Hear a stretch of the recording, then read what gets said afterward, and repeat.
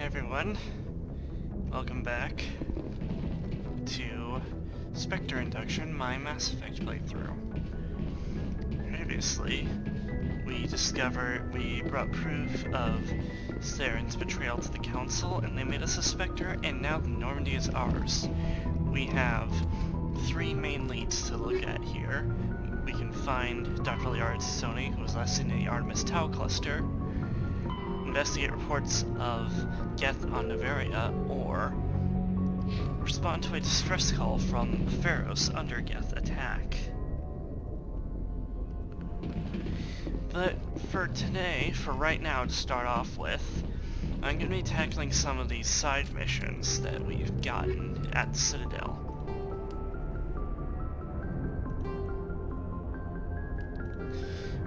One of our first things I'm going to be checking out is a unusual reading that we saw while reading from a log on the Citadel in the human embassy.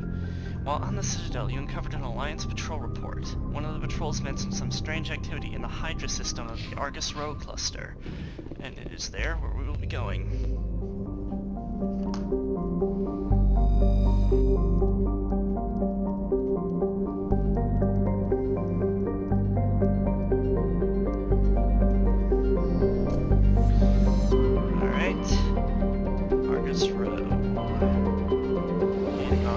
System, which is currently the only system available for the Earth. Oh, I lied. There's another one, the Phoenix cluster. We'll be going there presently, but first, let's find out what this reading is.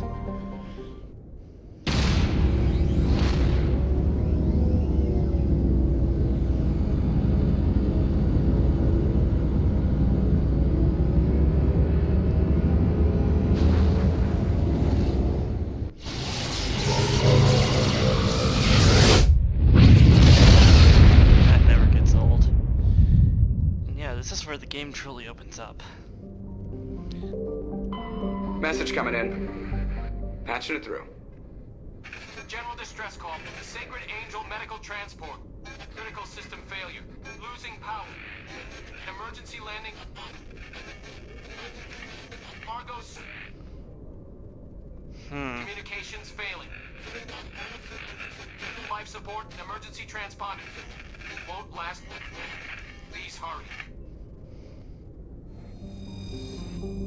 Alright, let's go help these people out. Warning, level 2 heat hazard. Medgos is a large terrestrial planet with an atmosphere of carbon dioxide and nitrogen. Its hot surface is mainly composed of nickel with deposits of potassium and heavy metals. It is a mineralogical treasure trove, with concentrated heavy elements constantly being brought to the surface by volcanic activity.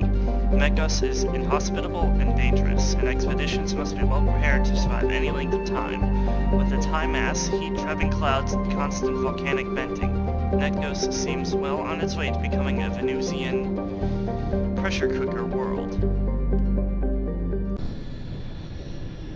So, a Venus-like planet for our first drop. Alright, Rex, Tally, you're with me. Tally, help us fix their whatever problems they might have. Rex, you're our muscle. Let's go.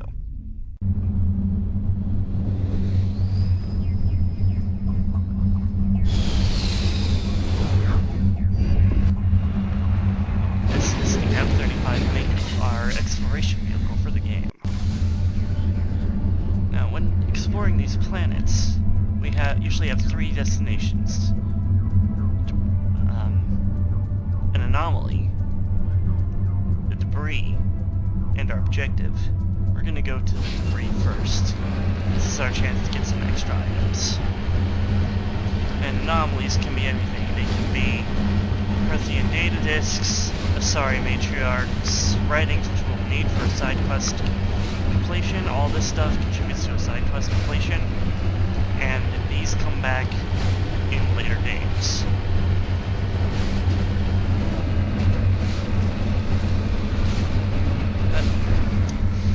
Yes, the old bouncy castle physics.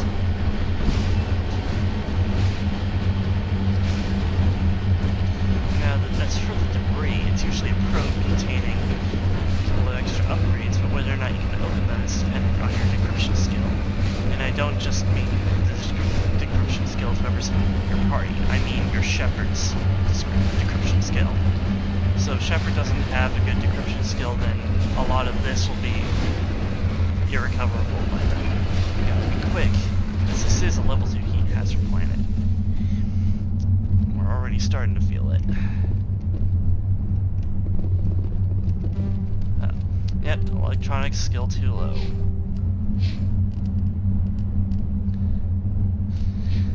Well, it's alright. We really don't. More often than not, you don't need to get these items. But they're there if you want them. Let's go for the anomaly next.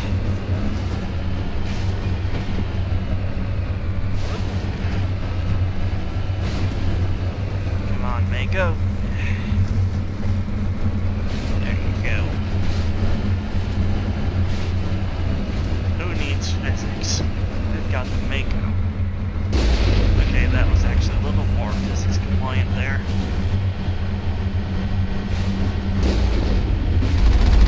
Mako has a machine gun mounted turret, as well as a heavy mass accelerator cannon, which deals massive damage to any enemies, which not to engage us. And on top of that, Mako may handle like a bouncy castle, but she's also got plenty of armor and a very sizable shield.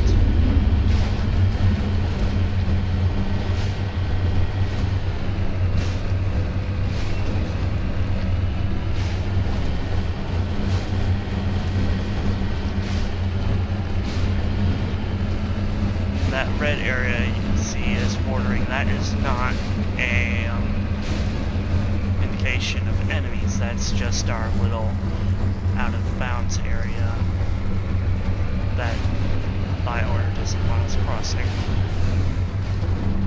Redeploying. Looks like we got ourselves a Turian corpse here.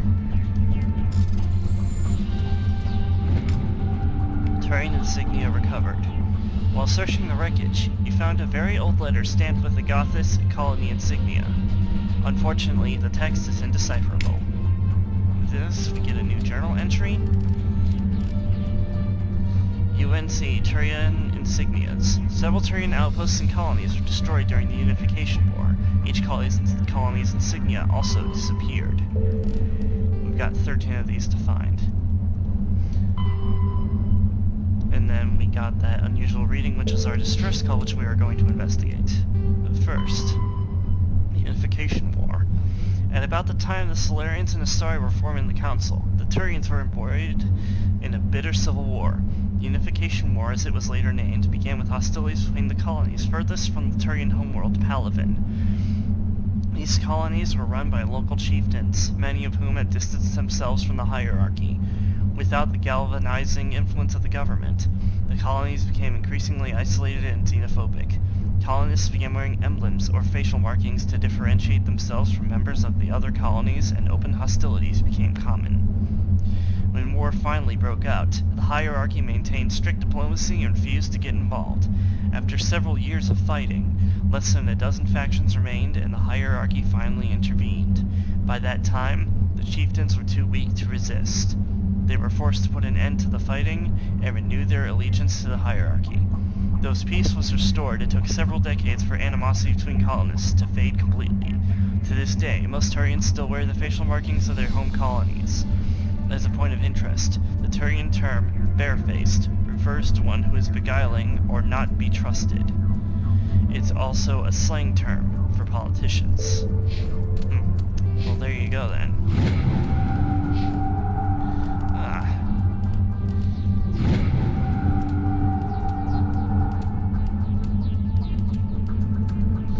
There you go, Tally. Alright. Let's see what kind of help we can be to these people.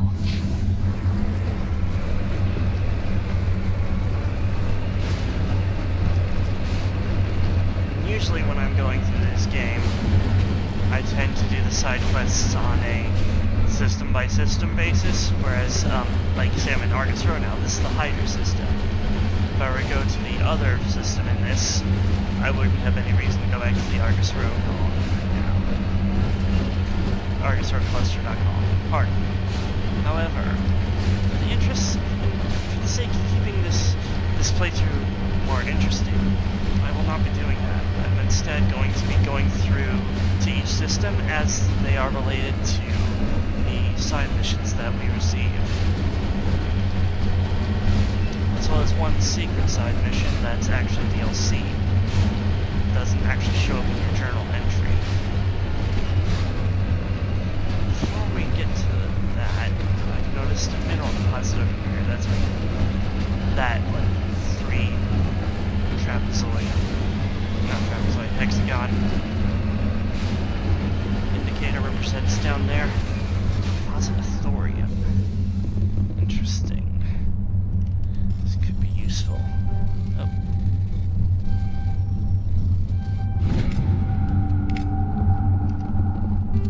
And then just a small codex entry on geological surveys. Basically, we are always expanding, and then we have the Geological Service, and they provide bounties to anyone discovering metals on new worlds. And I've already discovered a rare earth metal of thorium. There's a lot to discover, so we are going to be finding a lot. For each deposit we get, It looks like the signal's coming from that wreckage. Careful, Shepard. I've got a bad feeling about this. If this is the distress beacon, where's the ship? Crew. Yeah, it's a trap! Oh crap. Rocket drones.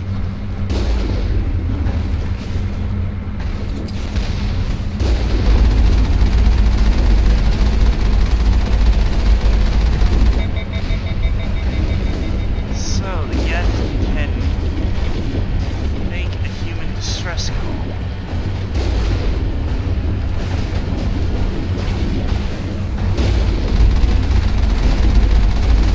These are armatures. These are the most, not the most powerful, but definitely one of the most powerful forces the Geth have at their disposal. Dodge.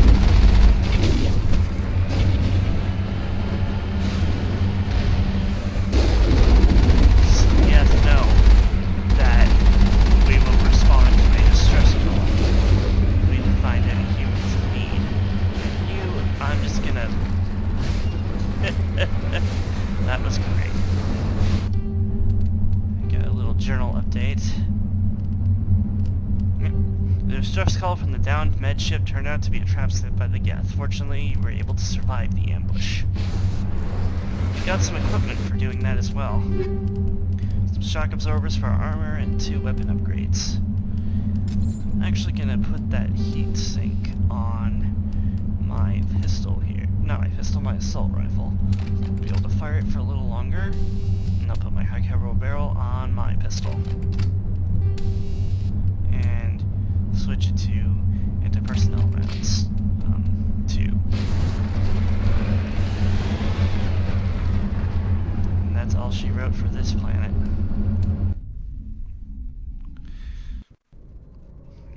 In addition, let's see, our next mission.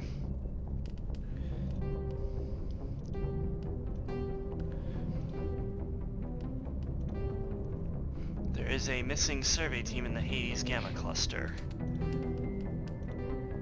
Looks like we're gonna have to search the whole system to find them.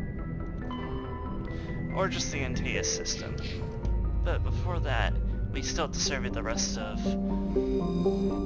this system here, the Hydra system. Some planets have codex entries, others have stuff we can survey. Canrum, like right here. Canrum is a small, rocky world with a trace atmosphere of methane and krypton. Its surface is mainly composed of magnesium and silicates with deposits of carbon. Canrum was the site of the warlord Shiager's defeat by Turian peacekeeping forces during the Krogan rebellions. While this band was not especially powerful, Shiager was a female warlord, and one of the few remaining fertile females at that. She had, through viciousness and cunning, parlayed her unique value into a position of power. Krogan males competed for the right to join her band and lie with her. When Shiager's death was announced, vengeful male Krogan admirers, near and far, swore blood oaths against the participating Turian crews. In the end, Several thousand of the Turian participants were killed in open combat or through assassination. To this day, many Krogan proudly proclaim that they have the blood of Shi'Agar. So we might find an artifact dating back to the time of the Krogan rebellions. And look at that, a Turian insignia. Scans of the planet Canrum revealed dangerous levels of radiation coming from orbit. Chief Engineer Adams conducted further scans and discovered the remains of an ancient warhead marked with a Parthia colony insignia. And I'm not going to be reading all of these, I'll just read the ones that are interesting.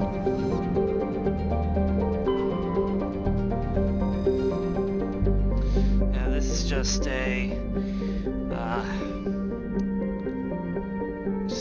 barren world, really. Nothing to... But I will leave it for a short time, so if any of you guys are interested in reading these, even though I'm not going to read all of them, feel free to pause and read it. And one more over here. Saiba is a standard Neptune-type gas giant. The upper cloud decks of its hydrogen-helium atmosphere tinted to a dramatic blue by traces of methane. Sounds like we're going to find a rare mineral here. Yep. Helium-3.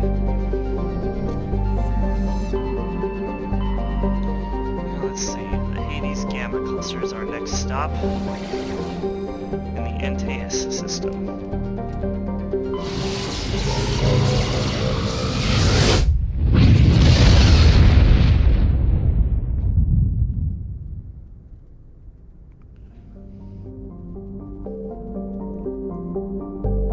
Let's begin our exploration. The Gecko is a standard terrestrial world with a thin atmosphere of krypton and xenon. Due to extremely rough cratered terrain, starships are discouraged from landing. Yeah, probably not going to be any colonies there. Where is this survey team?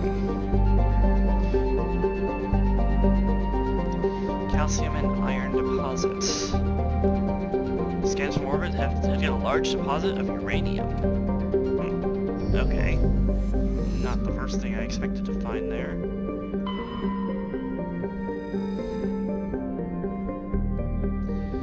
Ploba is the second and by far the largest of Antaeus' two gas giants. Active scans by survey ships have returned tantalizing indications of massive solid structures deep within the atmosphere too regular in pattern to be anything natural.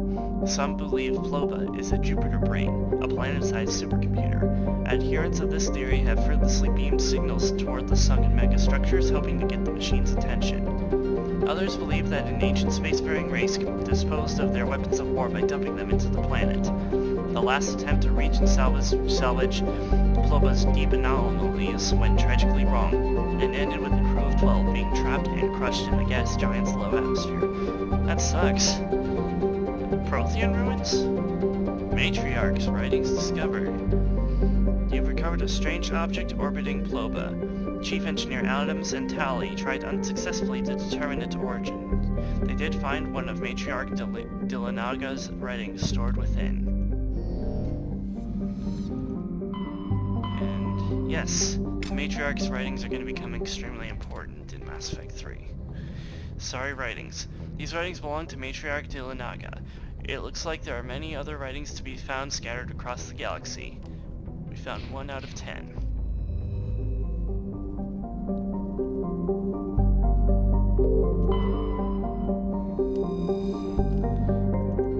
Tribin is our planet that we're going to be landing on, but I want to check out these two first.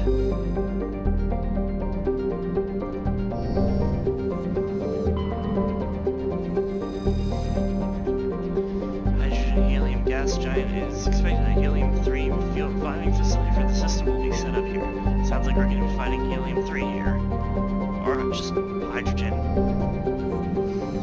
Dang, codex entries, you're really throwing me off here. This is where the survey team was last spotted. Jabin is a modest terrestrial world with an atmosphere composed of nitrogen and argon. Its surface is mainly composed of nickel with deposits of silver. Trebin's environment is relatively mild, but the scarcity of water or similar enabling substances has prevented the development of any biosphere. Exogeny Corp recently performed a test impact of a single water ice comet into the surface, the first step of a long-term plan to thicken the atmosphere and introduce water to the environment. A survey team is on the surface, monitoring the geological and meteorological effects of the test impact. Most of the water released is still in the form of atmospheric vapor, but thick cloud banks have formed. There is every indication that this arid world will soon see its first rain. The survey team's progress has been hampered by frequent mechanical or computer failures in their GPS satellites. Alright. Same party as before. Let's go.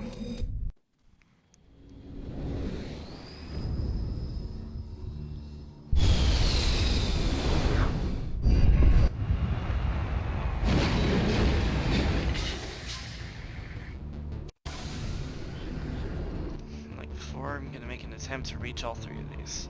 Oh, looks like we have 2 anomalies this time. Let's go for this one over here.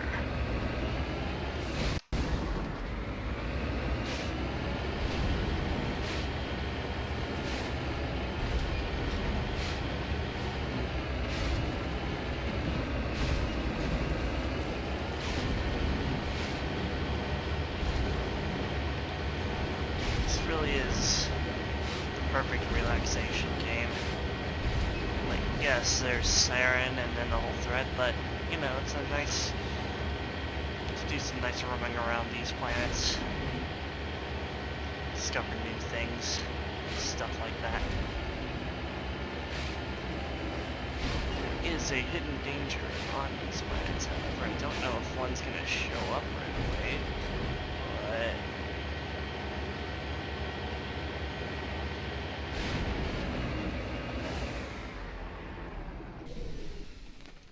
I just don't remember if it was on this planet or not, but let's see. We've got some ancient debris to recover. Oh.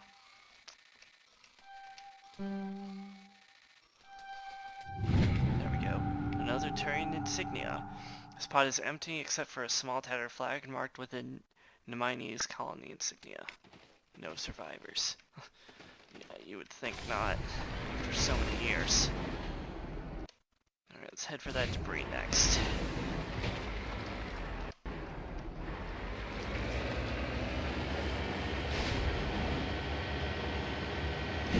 Yep, there it is.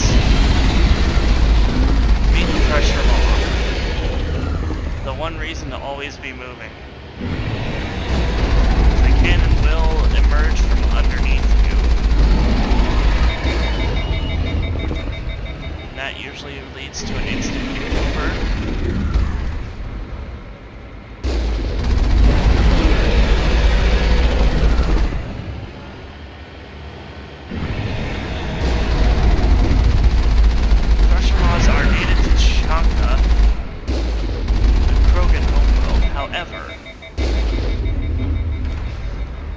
Spores, which are travel many light years and end up on many worlds and then seed the planet with pressure maws.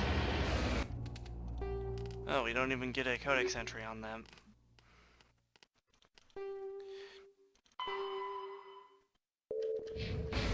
We are currently trying to find these dudes.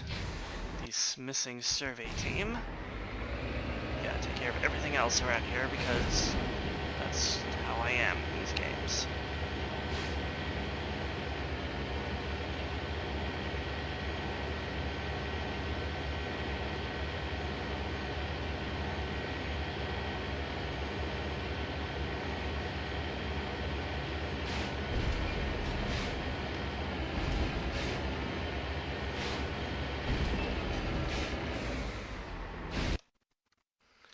That's the research base. I don't want to go there just yet.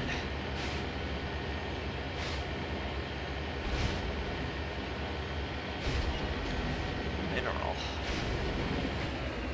Gotta get this too. Not roll around all over the place in the process. That would be nice. 2. closet. Okay.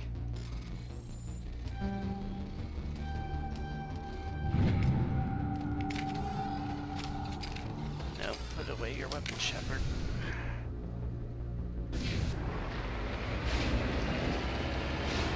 Got another anomaly. Hopefully this one won't be guarded by a Thresher Maw. Oh, and Thresher Maw attacks can bypass your shields. Enemies on the radar. God. Marco.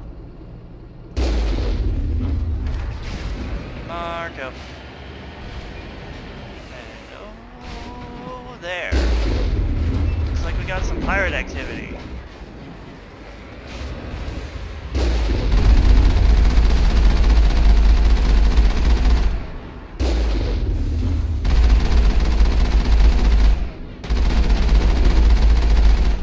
You're a biotic? Well, not anymore, you're not.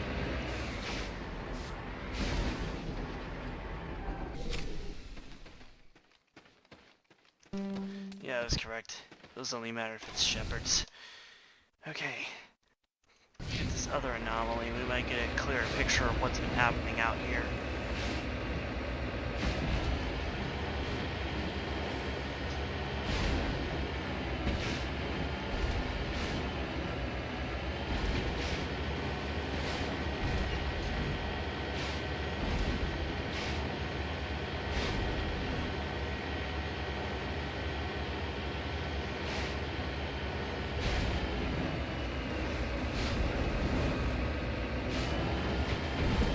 Another artifact to uncover.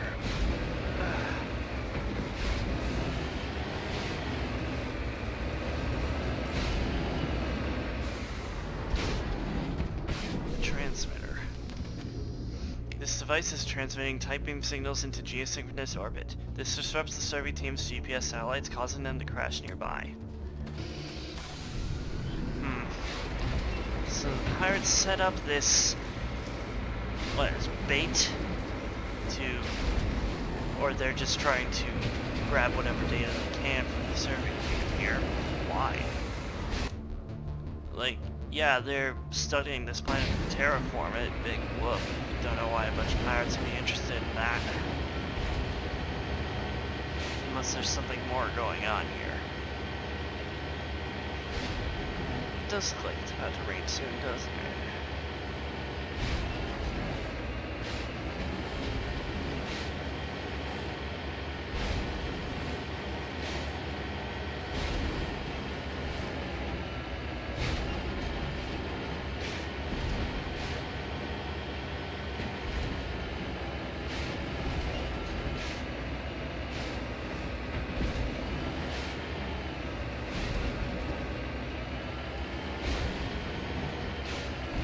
Research base.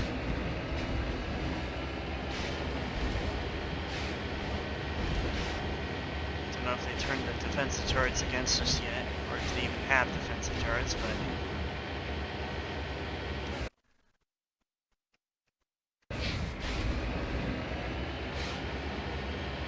wise to stay on our guard.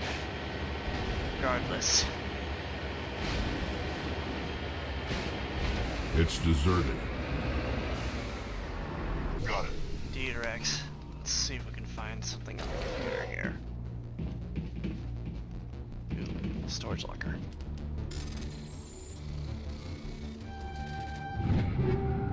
Nice. Weapon for Garrus. Let's see. According to these data logs, the survey team unearthed some kind of alien technology. Could be answers at the excavation site. Alien technology.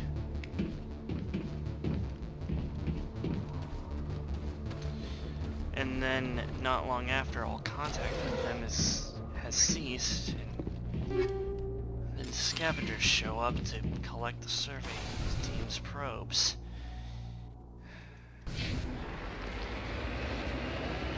Something's not right here.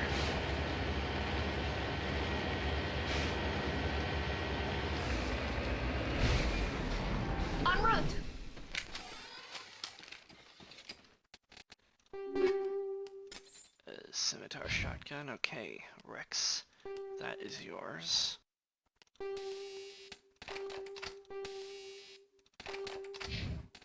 And let's see. No, Tally. You are also going to be using the Scimitar shotgun, excuse me. And you are both equipped with them. Most excellent. First things first. Let's see. Shock absorbers, stimulant pack, motorized joints.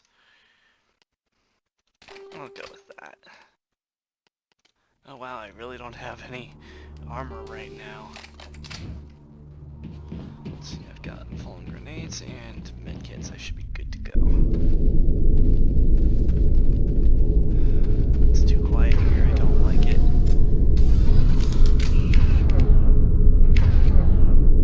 Didn't I get lift? Yes, I did.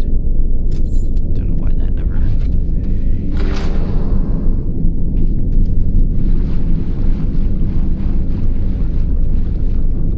You lead, I'll follow.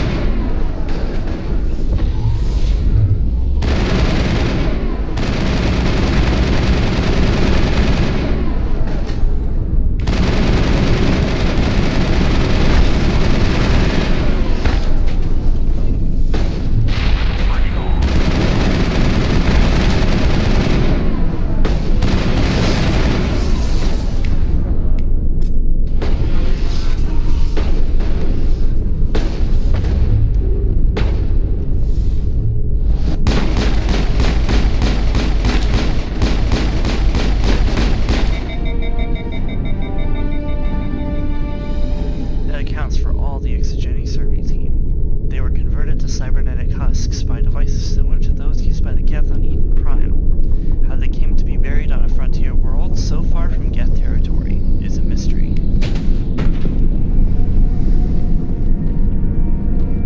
Think we're good, Commander? Indeed. Maybe there's something else in here that can explain this? A log?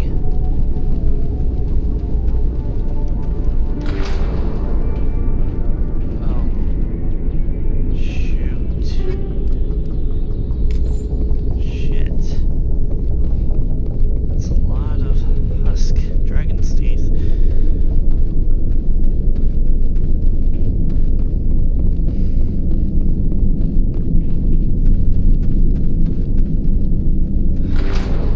This is gonna make for one strange report to hack it.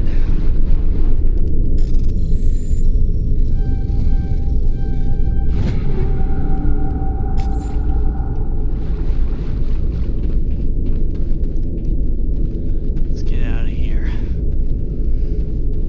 Maybe bomb the site from orbit.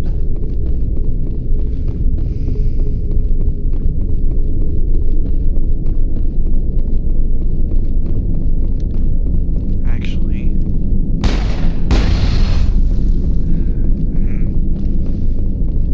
you think that would start a chain reaction to bring this whole place down, but I guess not. Can't win them all, I guess.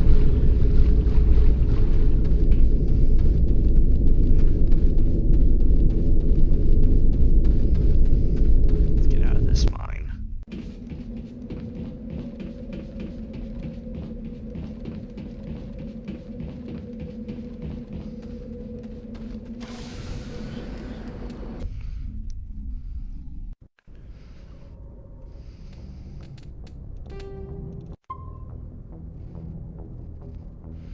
Alright.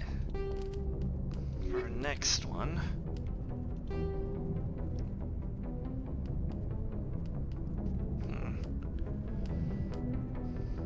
Hostage, hostile takeover, or we can investigate Admiral Kahoka's missing Marines. Sparta system in the Artemis Tau cluster, huh? Let's see, Hawk, or... No, there's something else. Farinata, the Hades Gamma cluster. We should probably take care of that hostage situation fast.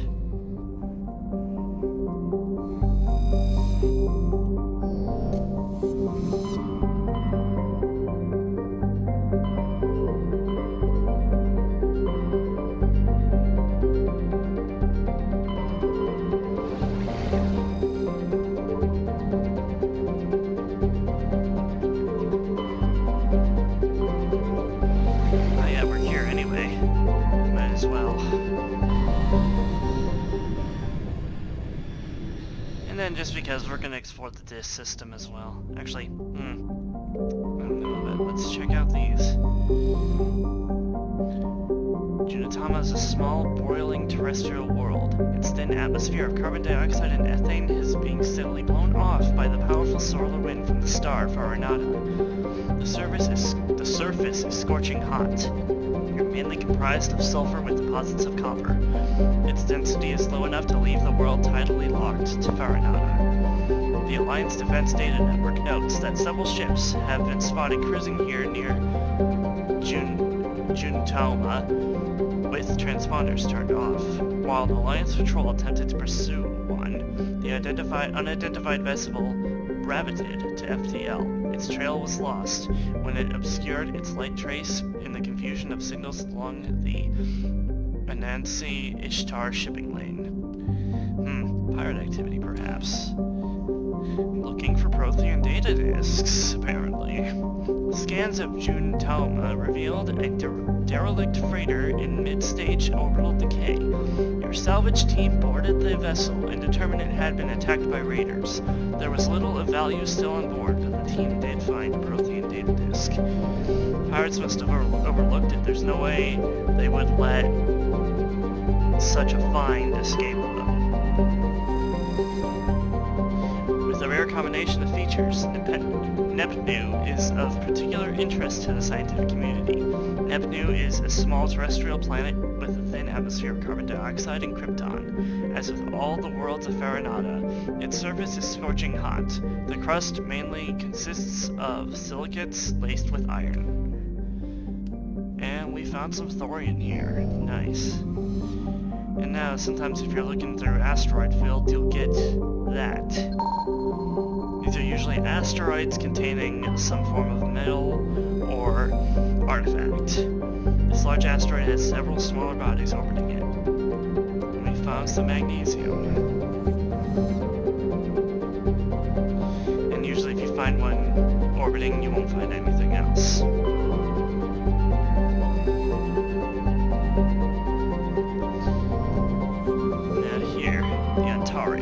This is where that hostage situation is contained.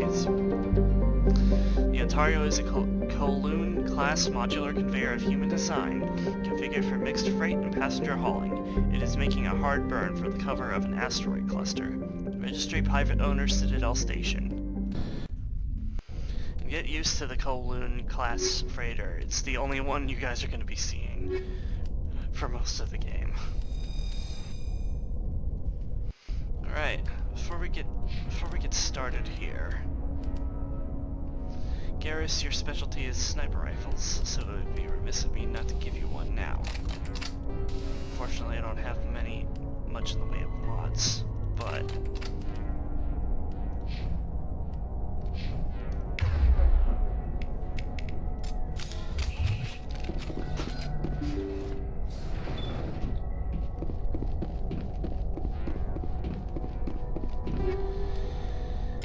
tread carefully, everyone. Remember, this is a hostage situation.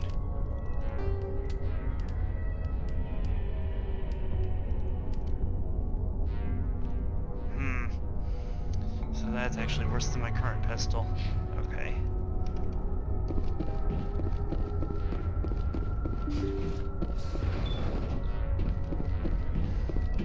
Maybe there's a way we can resolve this peacefully.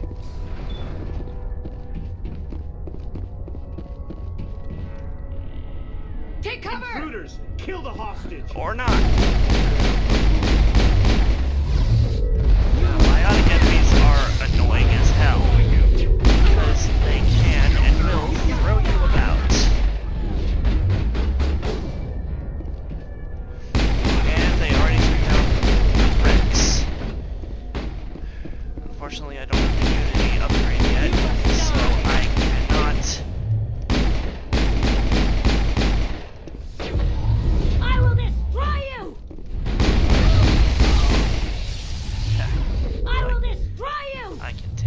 of environmental objects like that. Nice try. Oh.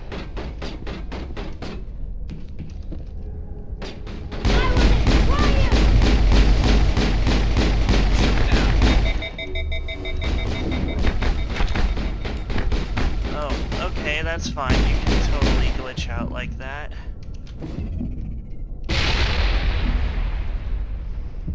Well, this is a precarious situation.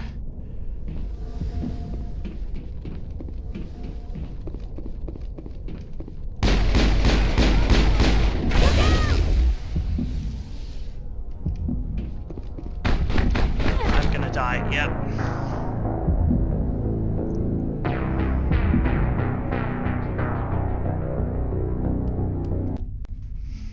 Maybe bringing Garrus along wasn't the best option.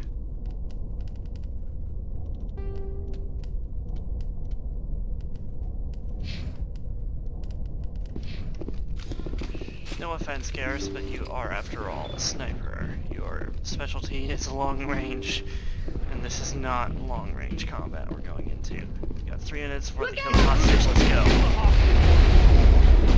Alright, it's one down. Oh, and that is why biotic enemies are the most annoying shit ever. See how you like it.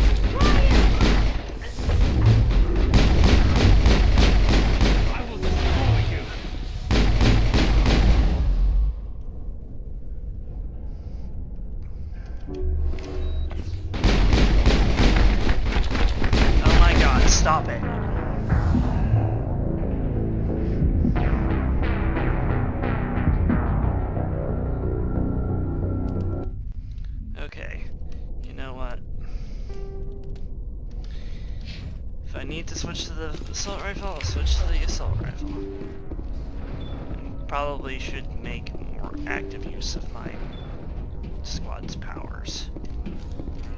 Intruders! Kill the You're hostage! dead. Yeah, but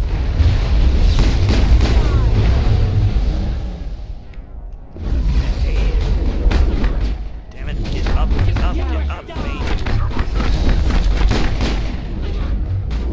You must die. Yeah.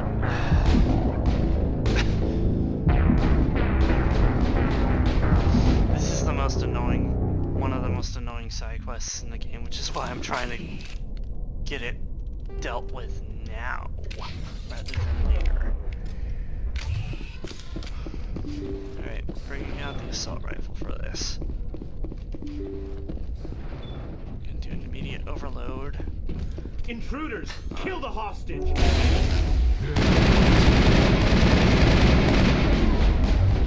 die. I will destroy Get up, Shepard! I will destroy you! chill down. Yeah, this shit right here. Chill down.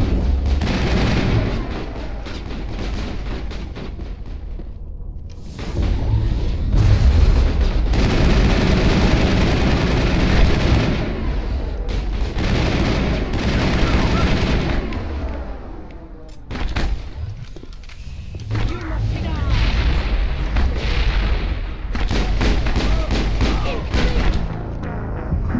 I can't even heal right now.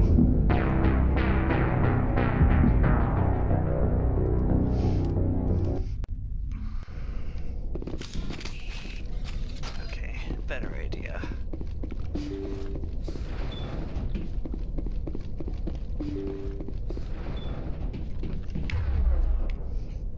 Garrus, switch to that for the time being. Now. Intruders! Kill the hostage! Damn, let's move.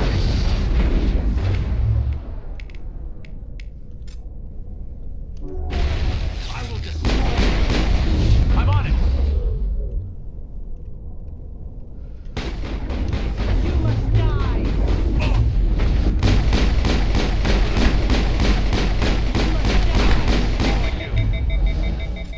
Might have overloaded, but that took out both of them. Sabotage! Oh, nice one, Rex. I will destroy you. You must die. Okay, last one. We're all alive.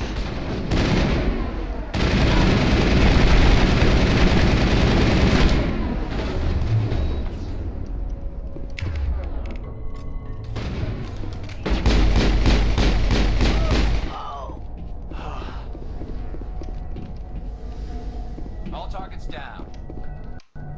Okay, not doing that ever again. Gotta hurry though. We're still on that timer.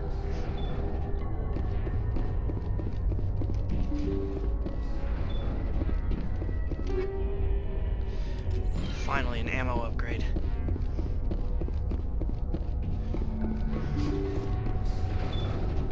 And they're not on the bridge.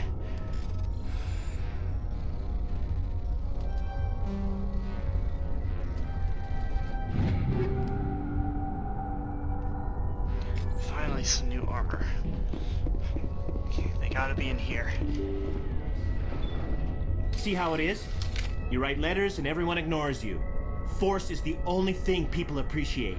So how about if I kill Chairman Burns and finish this charade? How Please! about no? I was trying to help you people! Let's not do anything we're all gonna regret. Why not? What have we got to lose? Since the chairman here decided that we didn't get reparations, we've got nothing left to live for. But I've changed my mind. Seeing you all, it's clear that you all deserve... You had your chance. Some L2s are nearly crippled from side effects of the implants, but you voted against reparations. You need him. Think about this. Burns is the one man who can help you. Yes, if you release me, I can take another look at the reparations request. What, we're supposed to trust you? Sure, you promise us freedom and say everything will be fine, but as soon as we surrender, you'll double-cross us. You're going to jail, but if you go peacefully, Burns will consider the reparations. Right, Burns? Absolutely. I had no idea that the L2 biotics were this desperate. If I'd known, the reparations will come. For whatever it's worth. I promise that. You know, one of my crewmen is an L2. You're right. I don't want to die. Maybe something will happen this time. We surrender. Thank you, Commander. I thought I was dead when they took me. I'll see to it that the reparations discussion is reopened. I didn't know they were so desperate. A 5th Fleet cruiser will be by shortly to pick you and the prisoners up.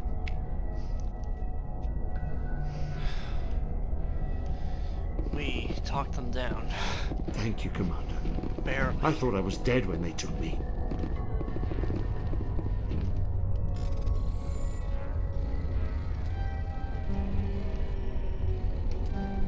In some cases, if you can't get this, you can always do it with Omnigel, but I'm gonna have to. Not bad. I don't have to. The items are, I think they're randomized, so. Anything else amongst these stacked cover crates? You're meant to be fighting them throughout the ship like this, and I'm just like, yeah, no, I'm sticking to my one turtle spot.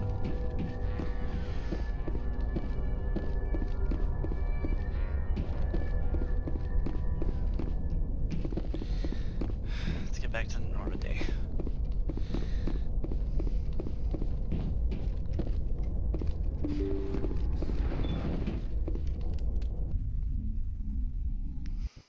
That was unpleasant.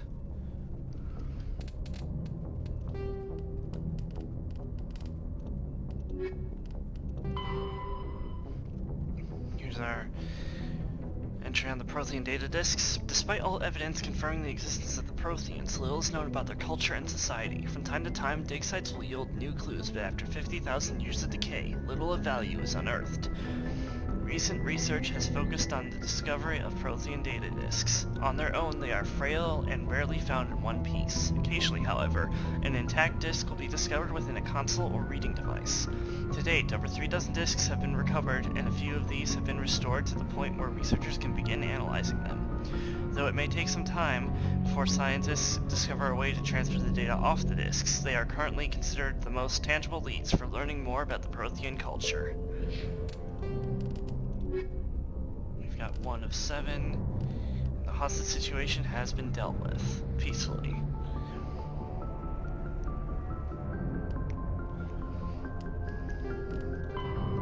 Let's see. Hostile takeover. Helena Blake, a high-ranking member of the criminal cartel, has asked you to eliminate 2 of her unpleasant compatriots. Their bases are located in the Hans and Dis systems. After eliminating them, meet Miss Blake in the Fortuna system for a reward. So the Han system of the Gemini Cygna cluster, and in the Dis system of the Hades Gamma cluster. So we're actually going to go to the Hades... we are Message still coming in in. the Hades Gamma cluster. Patching it through. Thank you for dealing with the hostage situation, Commander. Chairman Burns was quite impressed by the way you resolved the situation peacefully. Your assistance above and beyond the formal duties has been noted, Commander. 5th Fleet out.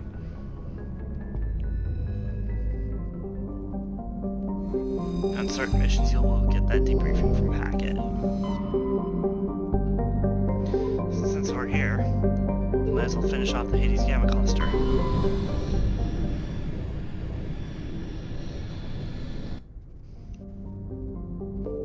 Now, you'll notice the planet that the game kind of focuses us in here is Jartar. Jartar is not where we need to go, however. Jartar is a terrestrial world with a trace atmosphere of Krypton and Xenon. The surface is hot and mainly composed of unremarkable silicates. Occasional deposits of aluminum, magnesium, and other light metals can be found.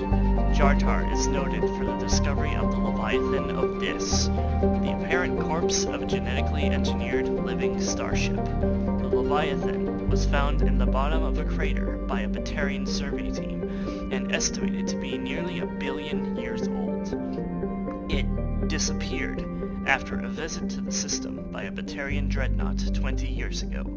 Since then, the Batarians have steadfastly denied that the Leviathan existed at all, and all the more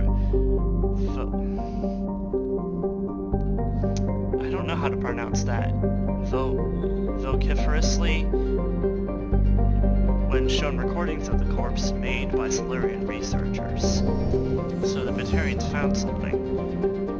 They probably think it'll give them a tactical edge, which is why they don't want the wider galaxy knowing about it.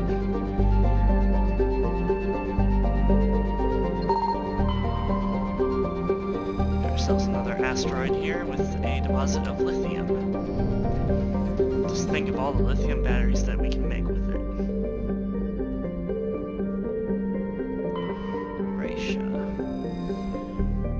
Standard hydrogen helium gas giant.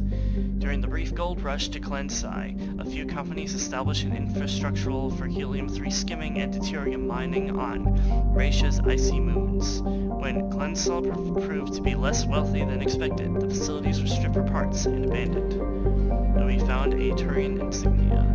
Scans of the planet Raisha revealed an old, unmanned shuttle. The salvage team found Turian goods on board, all marked with the Trident colony insignia.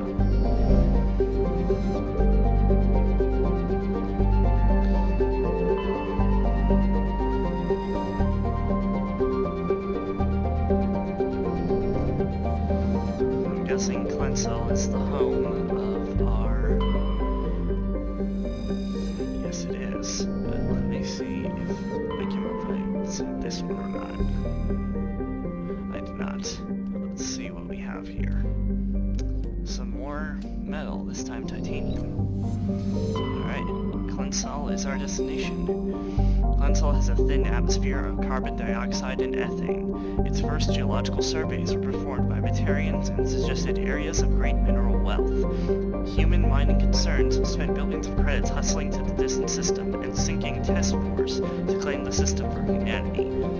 Clensal had only an average level of mineral wealth, valuable but hardly worth the rush and expense. Burrita Industria, a small Mexican company hoping to strike it rich in their first extrasolar mining venture, had to file for bankruptcy protection.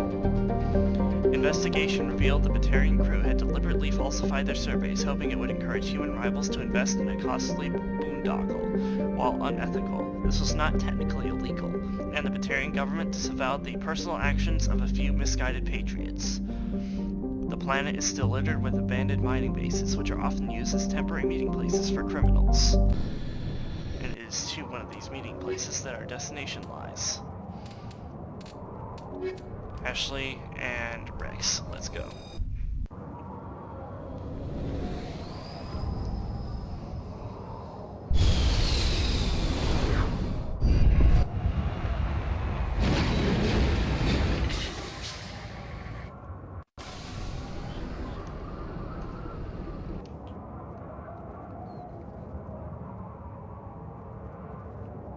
Ooh, it crashed a escape pod, huh?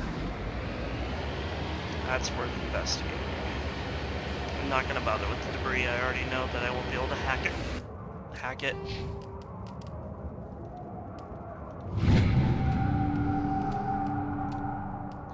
Ooh, Ashley can use a shotgun to great effect, it seems.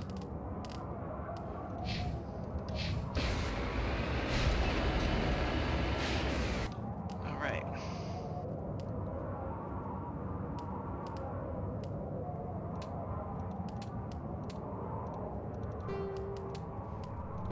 Get some more stuff here. Let's see. Phasic rounds. What I have equipped. Hammerhead rounds 30% weapon force, sure. And then what kind of armor do you have for me? Okay, but how does it look? Not bad. How does this one look? Not the same. And Shepard can't equip heavy armor, but Ashley can. Nice.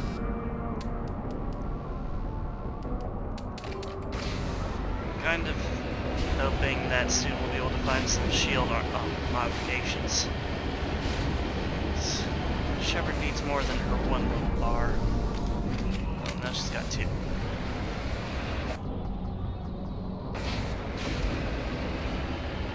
So, yeah, small victories. Middle deposit. I apologize to everyone who is probably going like, why are you doing all the side missions? We want to see the main story, but, you know, this is part of the game. I don't know. I like doing these first. Getting some of these out of the way rather than doing all of them in one huge burst near the end of the game.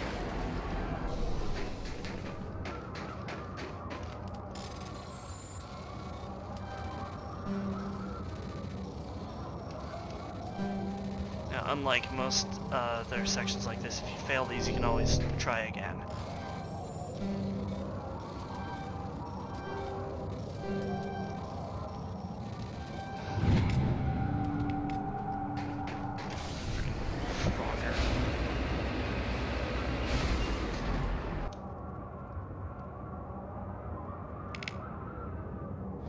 That's the Syndicate hideout.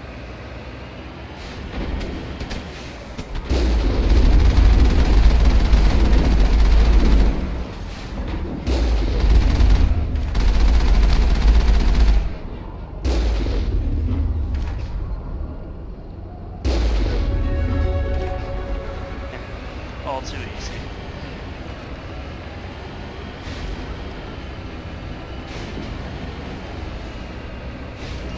And we also got to level up from that. And some new equipment. Nice. Actually, undo that. That's gonna be incredibly useful. Unity allows you to revive down squad mates. Which really could have come in handy last mission.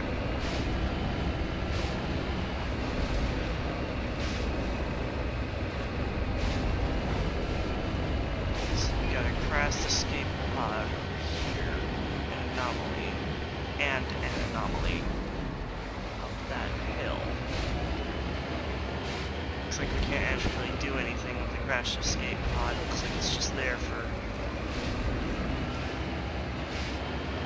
Well, can we actually do anything with it?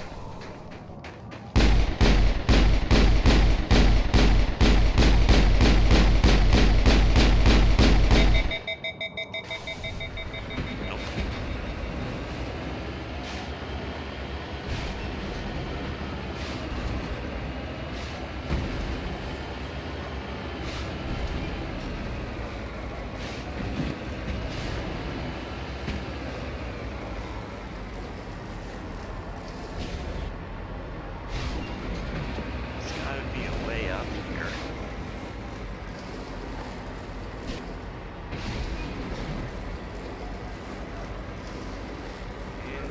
Is sheer stubbornness.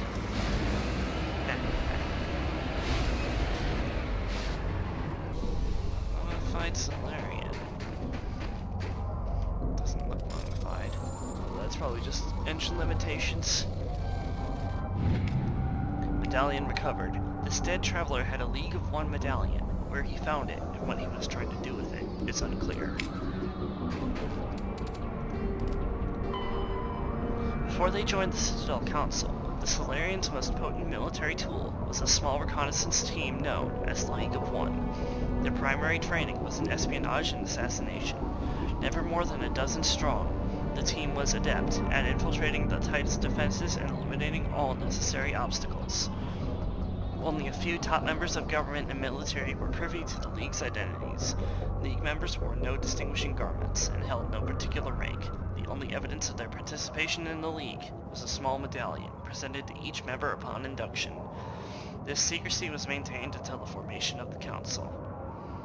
In an effort to dispel rumors and appease their new Asari partners, the Solarian Union released all classified documents pertaining to the League.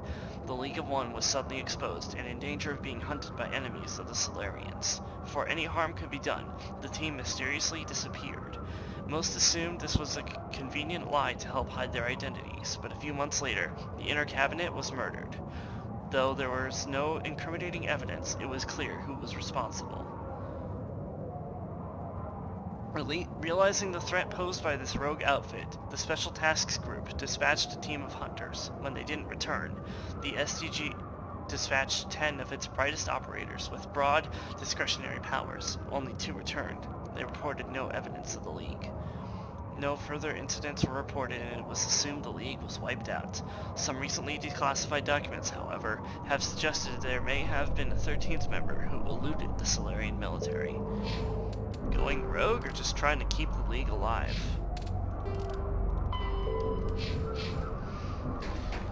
Maybe it was the League that inspired the Spectres.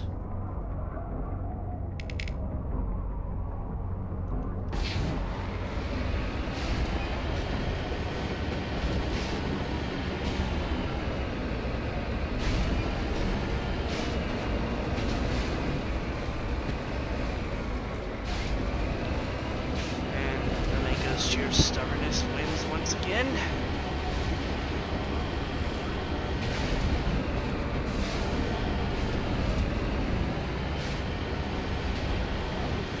Oh, look, another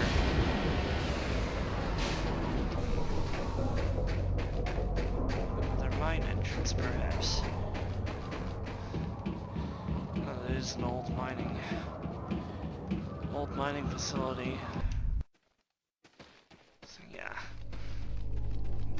A lot of these environments are, I'm sorry to say, copy-pasted, but you know what? It's fine.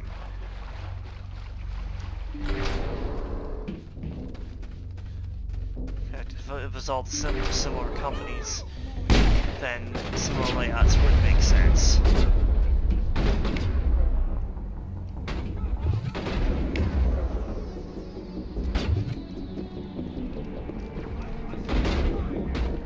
Great sniper.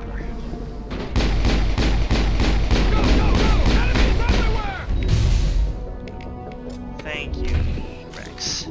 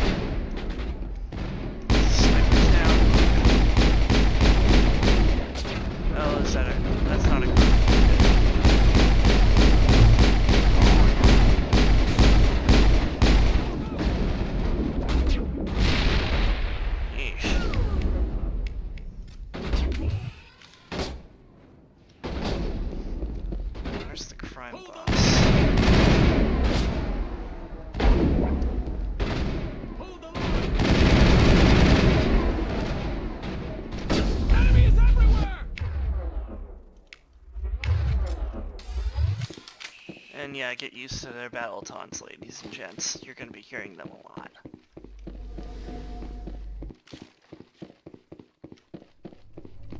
There you are! Go! Good thing we eliminated everyone else so we can focus fire. Go!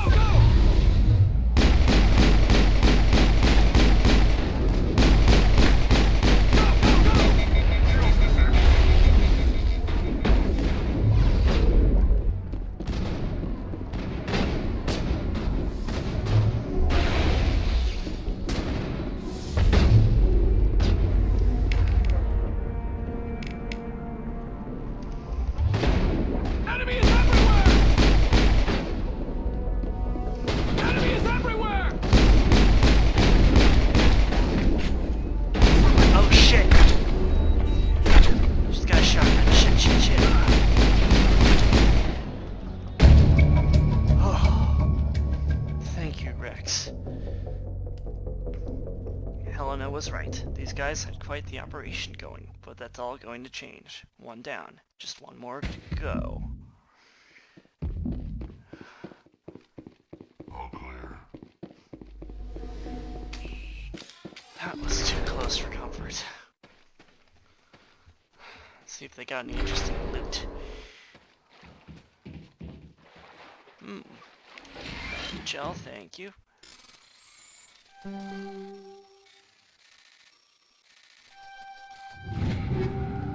Sniper rifle, a nice new pistol, and a grenade. Nice, nice.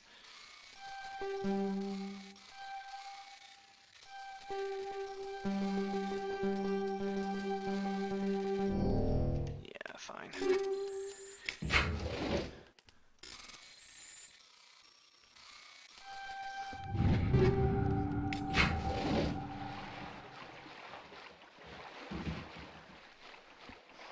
Anything else on the other end? An upgrade kit over here. Incendiary explosives and radioactive rounds. Nice. Well, I am gonna radioactive the shit out of this pistol.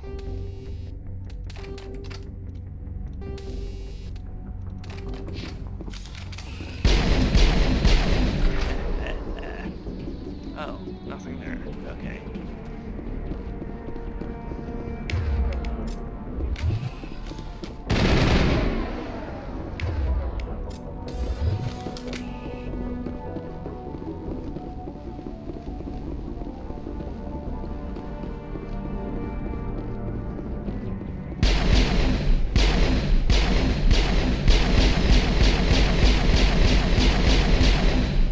Yes, I'm having way too much fun with this pistol. Actually, that might not even be my go-to pistol anymore. Actually, no, it might be for a while longer. It's because the Edge series of pistols isn't that great.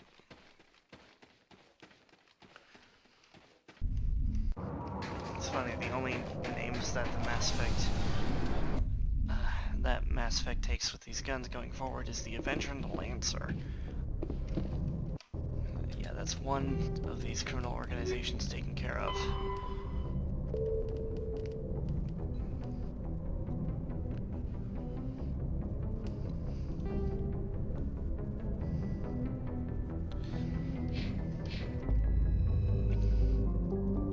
And let's take care of the next group.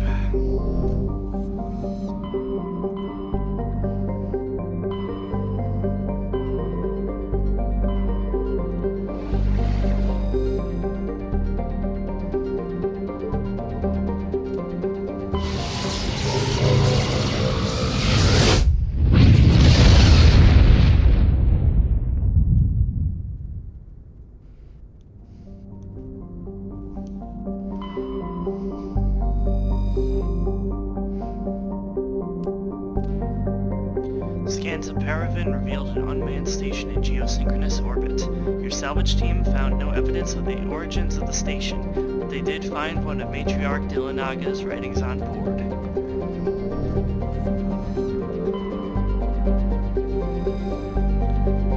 That's where we have to go. Let's survey the rest of the system first.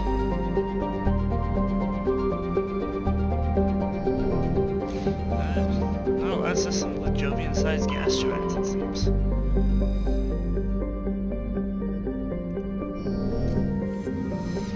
Again, you guys are more than welcome to pause and read all of this. Beryllium. Nice. Gotta keep building those beryllium spheres.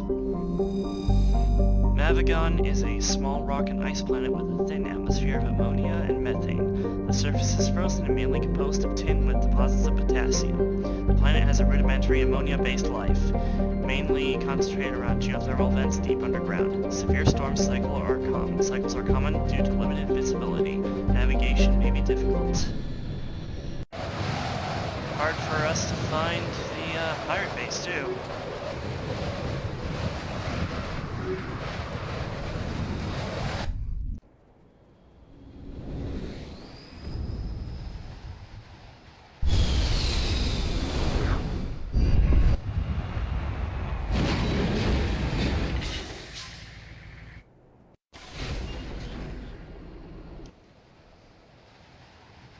No anomalies for us. This time it's just straight to the hideout.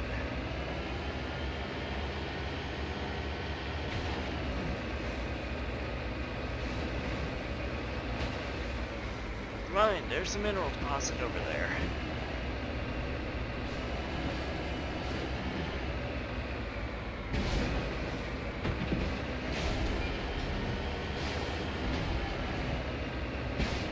Something else apparently.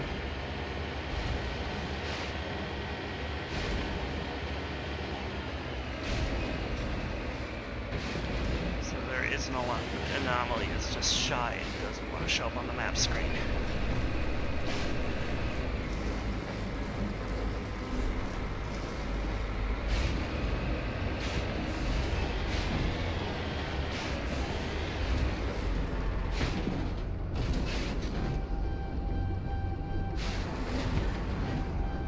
Got it. Give us that gold. Darn it. Darn. Shit. There we go.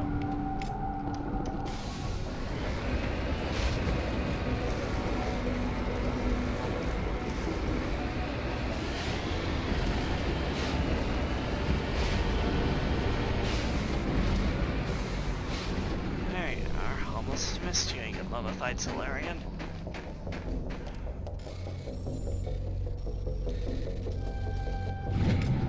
ID tag recovered. You discovered several small artifacts. Among them is an identification tag belonging to Captain Stranaka, one of the Solarian soldiers charged with hunting down the League of One.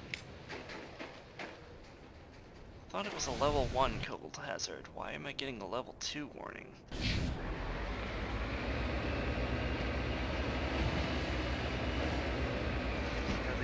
The anomaly, the debris, and your objective are always within a triangular distance of each other.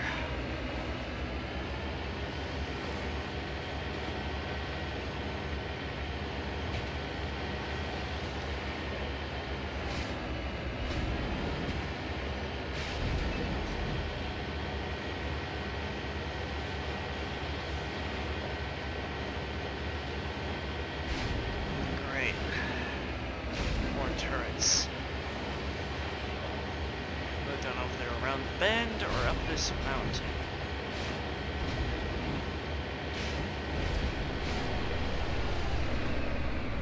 Up the mountain then.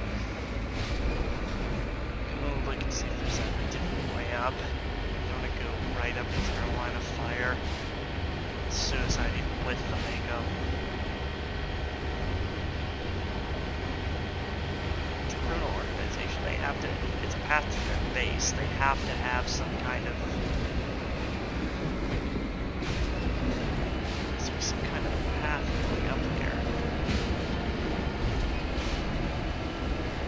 Maybe not. Again, I am not a criminal mastermind. I would not know the first thing of how. Oh, no, you don't. No, no, no. Up. Mango, come on. Come on. There you go.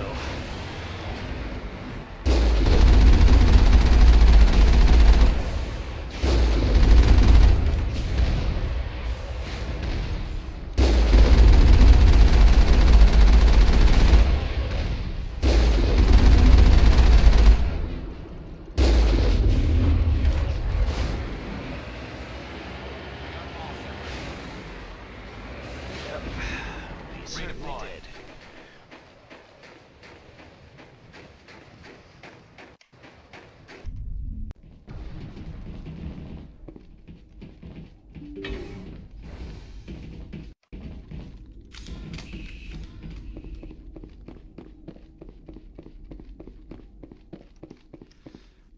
This is where we're gonna find our final time boss, ladies and gents.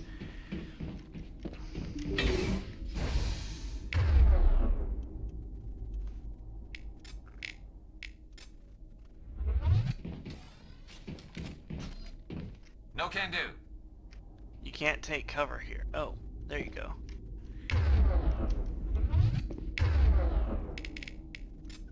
And then Caden, go here. And we'll... Enemy contact! Watch out! Oh, that's a Krogan. Okay, you can switch sides, that's fine. Let's hit him hard and quick.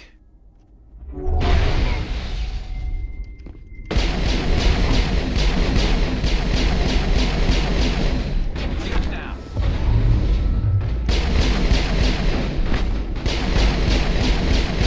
Shields disabled.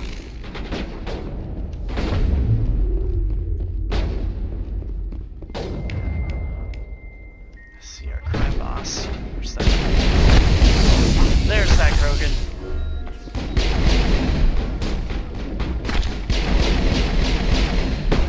Oh, there's two of them. Wonderful. Time for payback.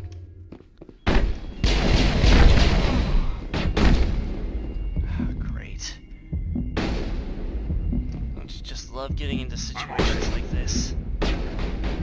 Shields down.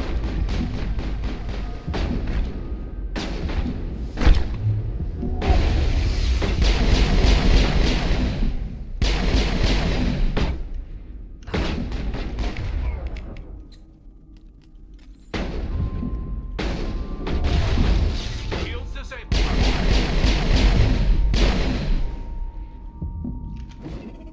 Incoming!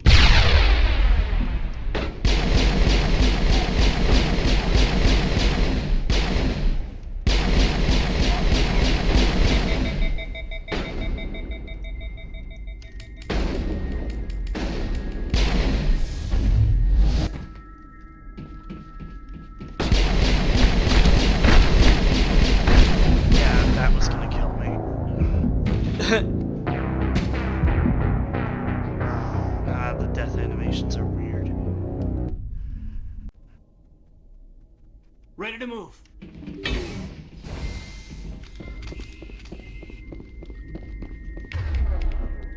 Lesson learned. Find that.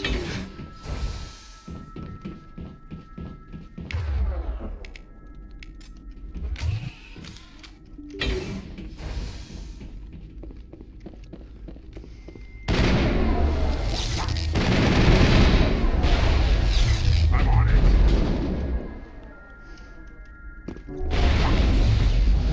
Alright, that's one of the Krogan down. Good work.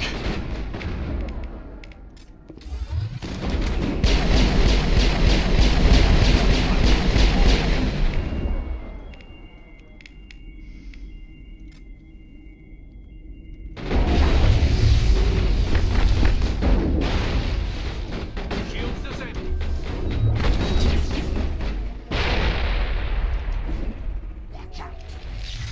Ow. I will destroy you. Oh, great. I'm on it! Hit with my own... I got hit with the sabotage myself. Shit. Revive. Oh, shit.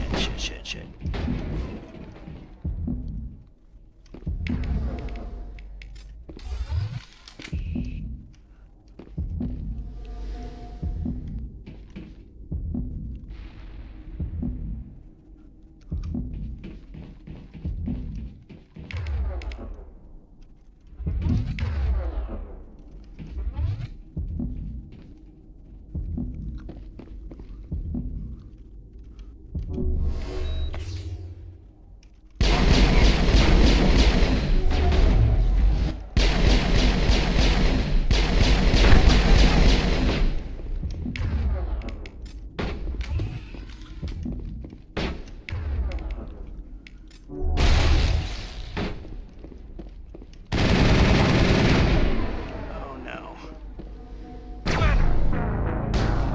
What? How?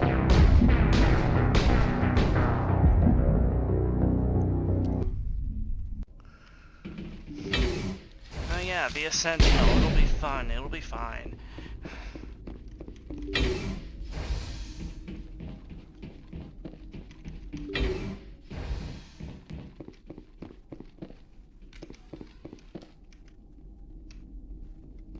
Over there.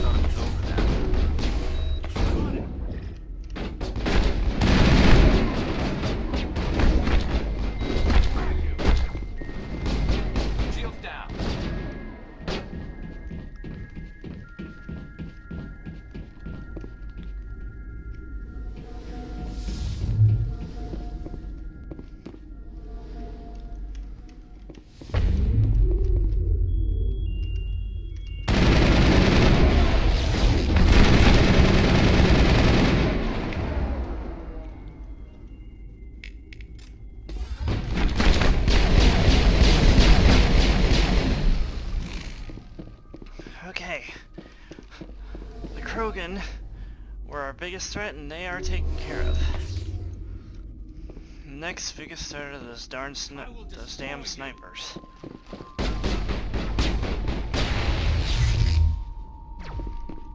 Locked and loaded.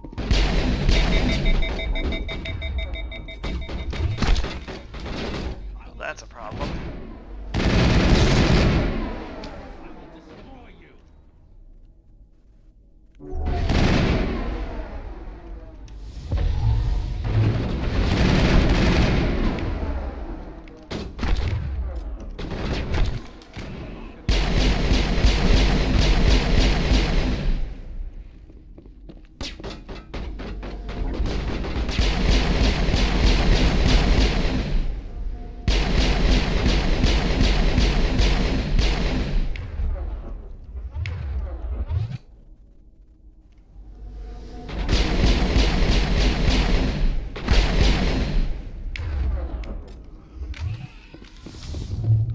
Now I'm ready.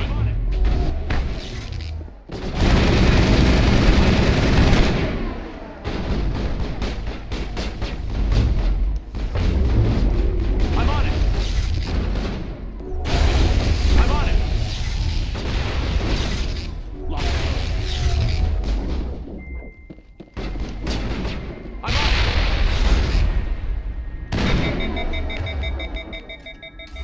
I will destroy you.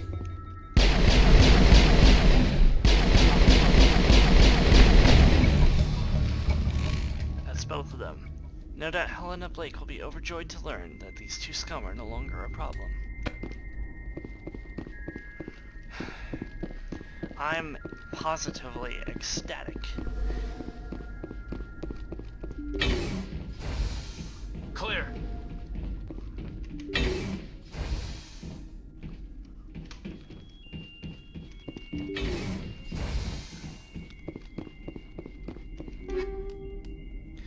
Oh my god, a shield battery.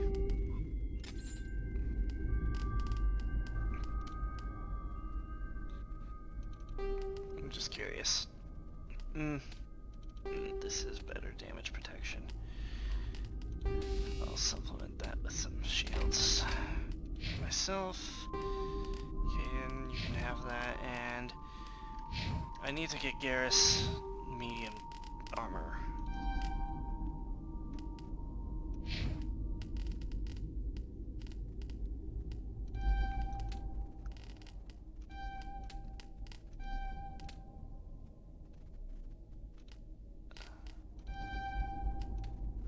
So I'll make him better with sniper rifles finally.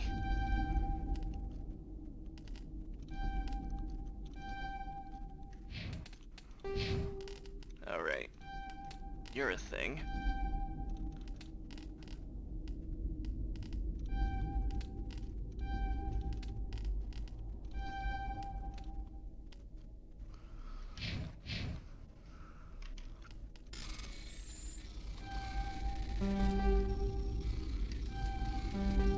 Darn it.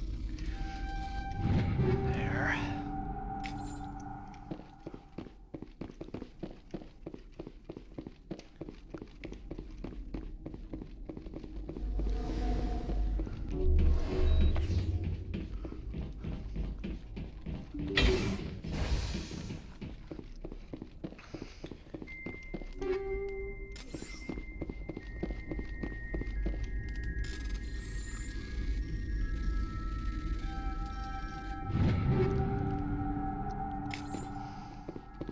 Some nice armor for Rex when we get out of here. Now we, to close out the side quest, all we have to do is meet Helena Blake in the Horsehead Nebula near Novaria. Why does that not surprise me?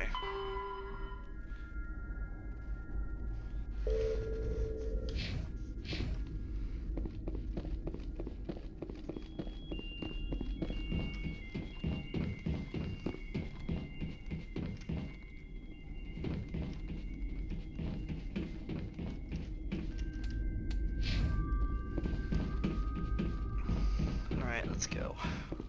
Actually, first, I did get some nice biotic amps.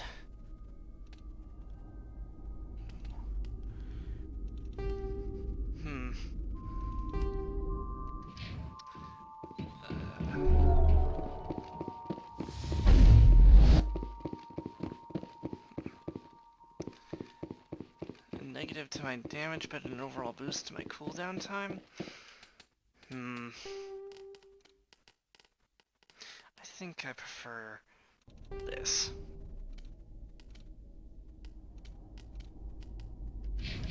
I need a better Omni tool as well.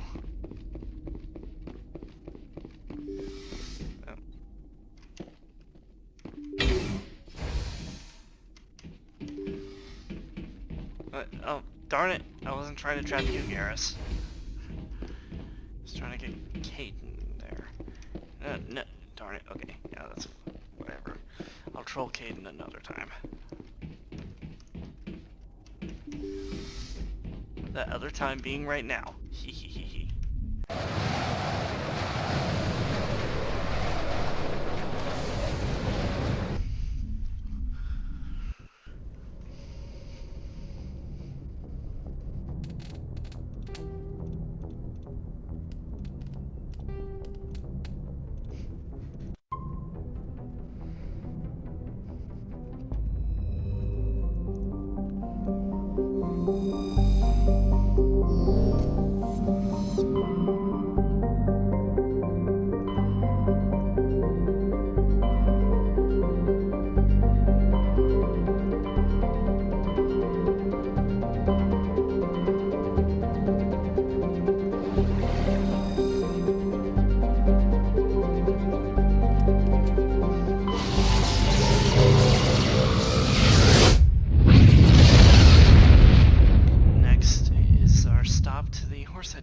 To tell Blake that her friends have been taken care of.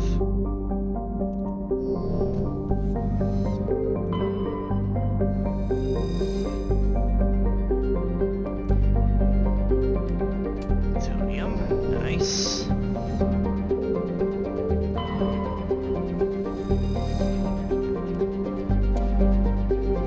Scanning the planet Magunlins.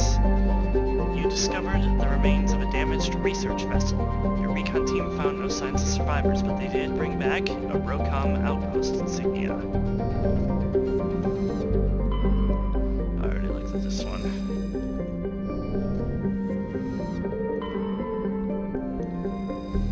The Amaranthine is where we are meeting Helena Blake.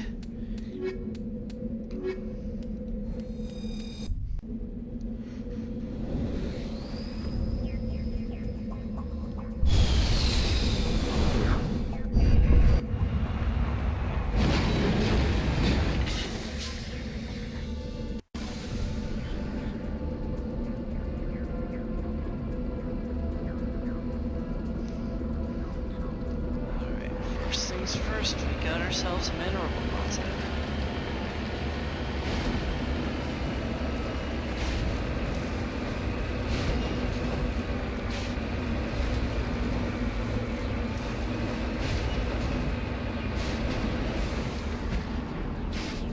Securing point. We are right on top of it.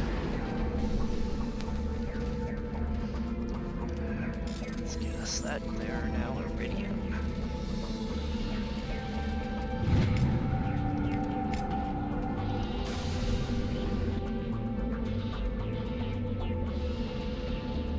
Anomaly is next.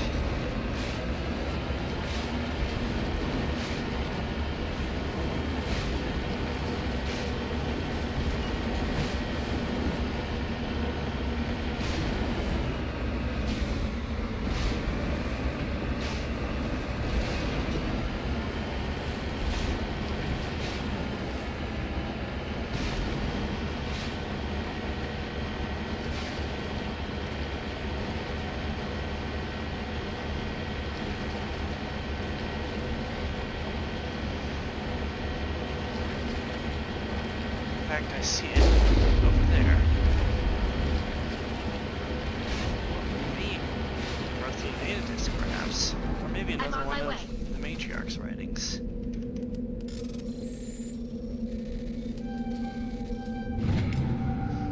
It is in fact the Turian insignia of the Galatana colony. It appears to be very old.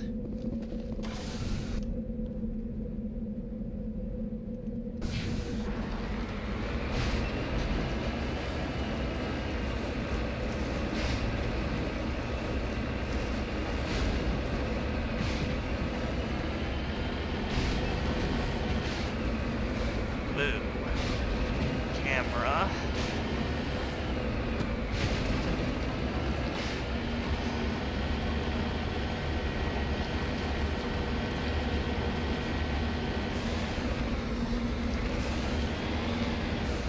Gotta go.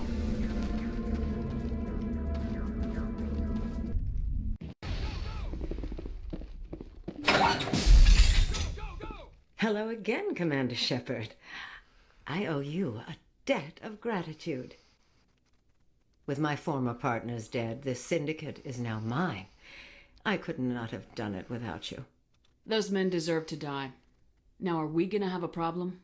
Not if I can help it, Commander. I hope you can see that I am by far a lesser evil than those men. Under my leadership, this organization will restrict itself to gambling and smuggling illegal technologies. There will be no drugs and no slave-taking for the Batarians. Those days are over. Shit.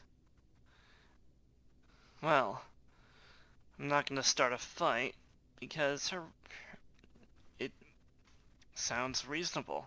In that case, you're free to go. But if I find you in any slavery operations, I will not hesitate to cut you. You won't. This organization can be quite profitable without trafficking in slaves or drugs.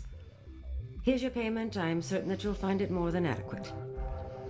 Now, if you'll excuse me, my men become nervous in the presence of law enforcement agents. Goodbye, Shepard. The soft tone sounds from your Heartson's computer as Helena's deposit enters your accounts. She bows graciously and withdraws as her men escort you out. It is doubtful you'll see her again.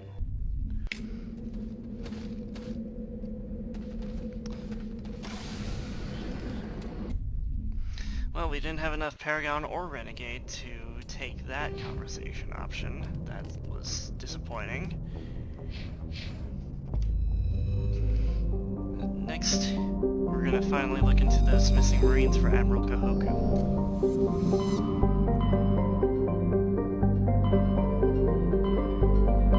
Actually, first, there is that matter of that strange transmission in the Hawking Ada cluster concerning this biotic uprising. We should probably quell that before someone gets any ideas.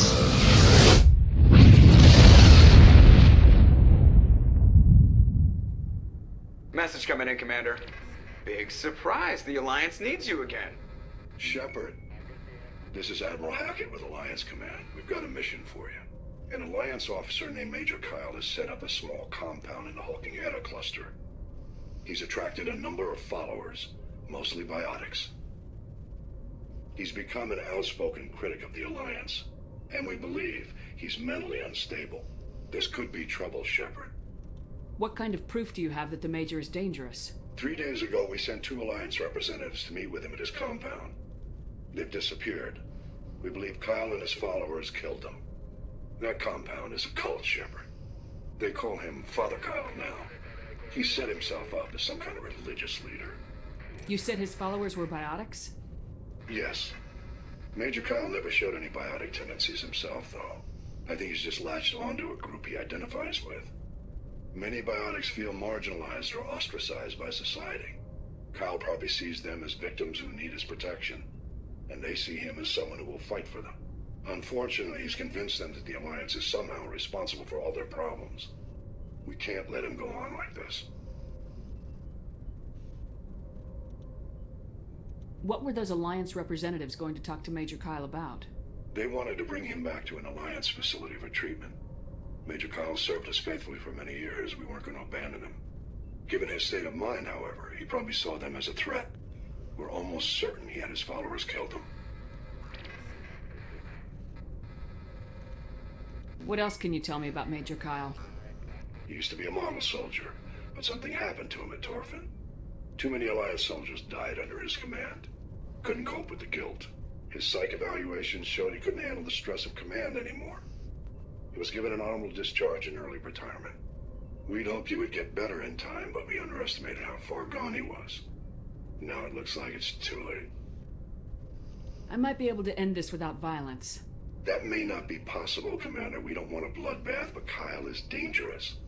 I'll trust you to use your judgment. Hack it out. Something tells me I might not have the Paragon or the Renegade score to talk him down. If I couldn't convince Helena Blake to disable her organization, then let's go check on those Marines for good.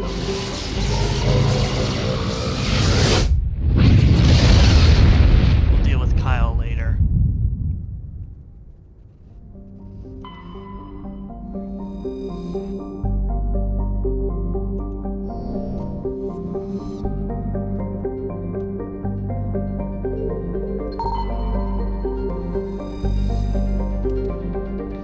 Scanning the asteroid field in the Sparta system, he found signs of habitation. A recon team was sent to investigate one of the larger asteroids. The rock had a small functioning biodome, but no signs of anyone still living there.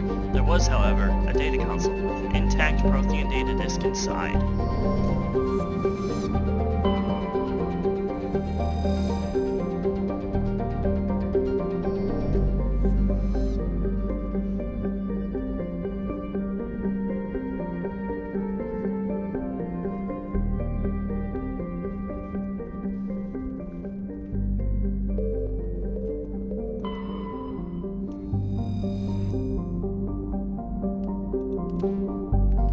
Hydrogen.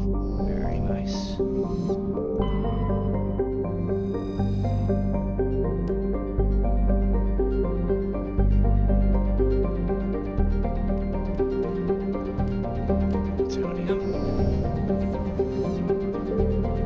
Commander, I'm picking up a signal from the planet's surface. It looks like an automated distress beacon. This must be the missing Marines.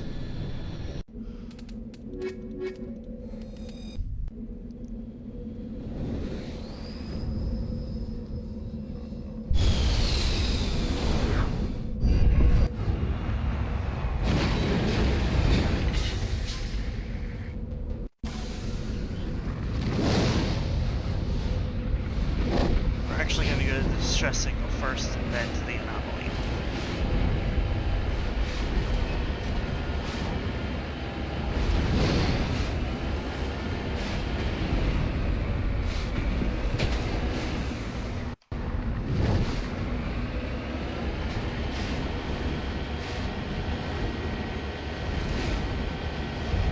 There's the base.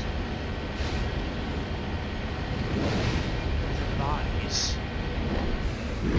And the pressure bomb.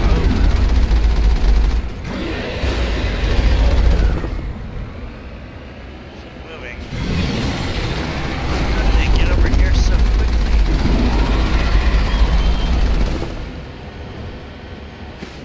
Yeah, that's what I was talking about.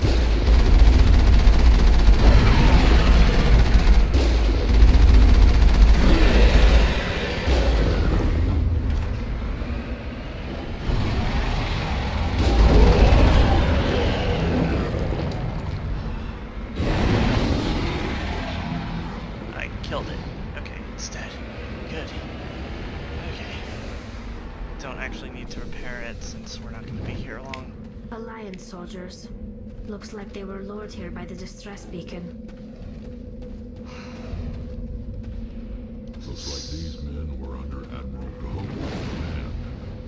He wanted to know what happened here. And he will find out.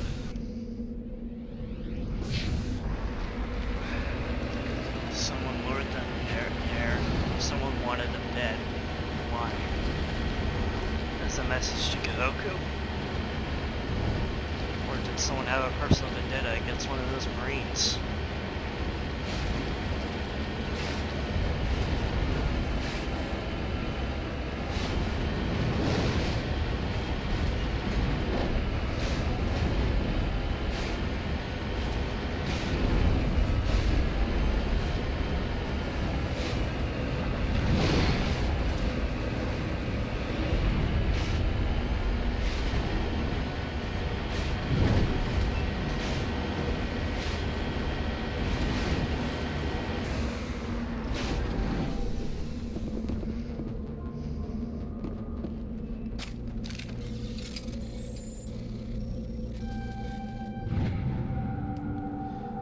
found Captain Millen's identification tag.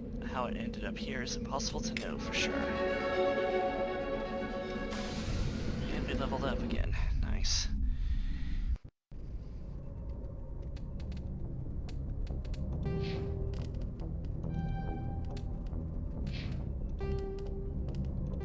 After the thresher moths are subterranean carnivores that spend their entire lives eating or searching for something to eat. Threshers reproduce via spores that can lie dormant for millennia, yet are robust enough to survive prolonged periods in deep space and atmospheric re-entry. As a result, thresher spores appear on many worlds, spread by previous generations of space travelers. The body of a thresher never entirely leaves the ground. Only the head and tentacles erupt from the Earth to attack.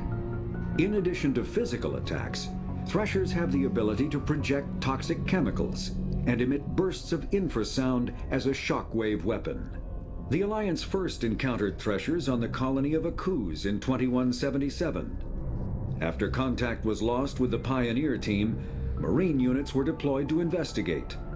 The shore parties were set upon by hungry threshers, and nearly the entire assault force was killed. Alliance forces recommend engaging threshers with vehicle-mounted heavy weapons.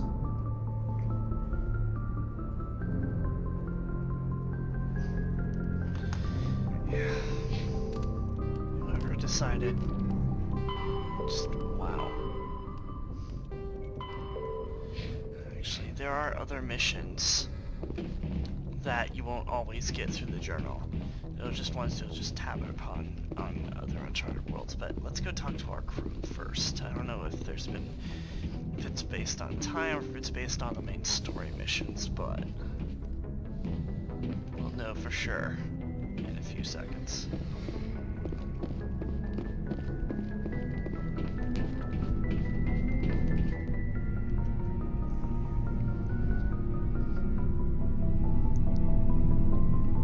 Anything you need, Commander?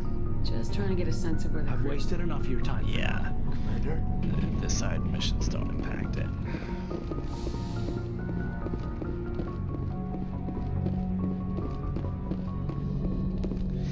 Although, just to be sure, just to be absolutely sure.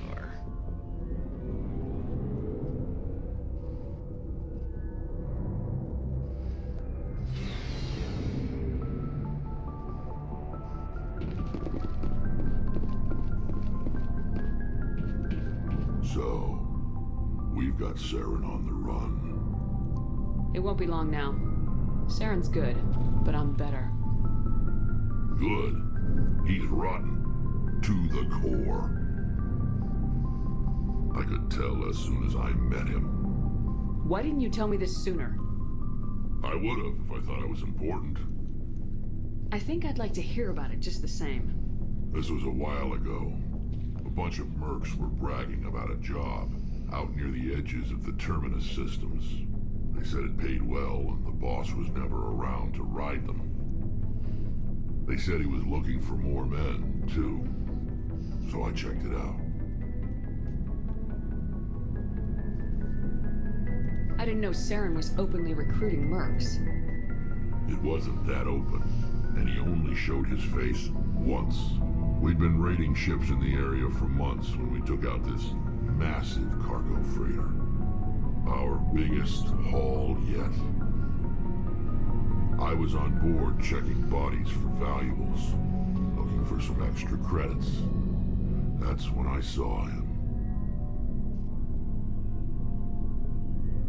What did Saren want with the ship? I don't know what he wanted. He was just moving through the ship, watching. A couple of the mercs called him by name, but he never spoke to them. Never spoke to anyone. I had a really bad feeling about him, so I got the hell out. Didn't even wait to get paid. What kind of cargo was the freighter carrying? What was Saren after? I don't know. All I saw on that ship was food and medical supplies. There were some basic weapons, but nothing big. If there was anything of value on that ship, I didn't see it. That's why I didn't mention it sooner. Whose ship was it? There was a Volus trading vessel. Big one. Lots of guards. But they were no match for us. That's the only time you saw him? Yeah.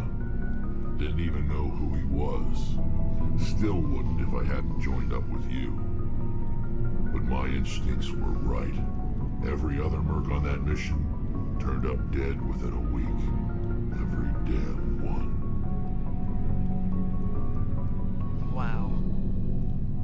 Are your people really dying? Whoops. We're sure not. Lots of species. So we leave. Hire So long, Rex. Shepard. That was an interesting story from Rex. Shepard. Rex? Let's see if Garrus says anything. Commander, how are you? Why did you want to be a C-Sec officer in the first place? That's a good question. There were several reasons, I guess. Like what? Probably the same as most officers. I wanted to fight injustice, wanted to help people. I guess my father had something to do with it too. He was C-Sec, one of the best. I grew up hearing about his accomplishments or seeing his picture on the vids after a big arrest. He's taking my resignation pretty hard. That's tough. But you'd think he'd be impressed you're going after Saren. My father's a C-Sec man to the bone. Do things right or don't do them at all, he says. He thinks I'm being too rash, too impatient. He's worried I'll become just like Saren. He actually talked me out of becoming a Spectre when I was younger, for the same reasons. You were asked to be a Spectre? Well, I was targeted as a possible Spectre candidate, me and about 1,000 other Turian military recruits. I could have received special training, but my father didn't like it. He despises the Spectres. He hates the idea of someone having unlimited power with no accountability. He wouldn't like you, Commander. No offense. Not all Spectres are like Saren, you know. Of course not.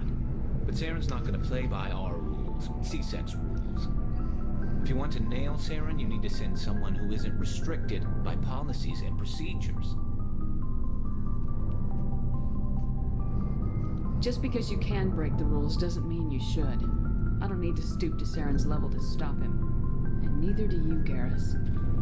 I see what you mean, but I'll think about it. Thanks, Commander.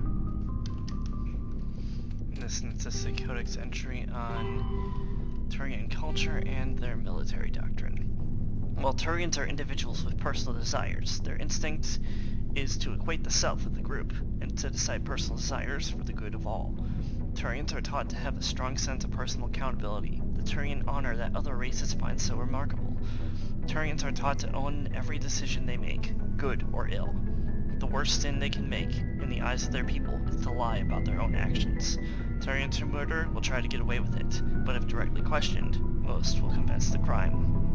Turians have a strong inclination toward public service and self-sacrifice, so they tend to be poor entrepreneurs.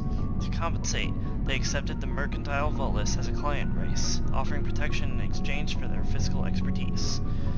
The Turian military is the center of their society. It is not just an armed force, it's an all-encompassing public works organization.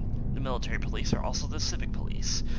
The fire brigades serve the civilian population as well as the military facilities. The Corps of Engineers builds and maintains spaceports, schools, water purification plants, and power stations. The Merchant Marine ensures that all worlds get needed resources.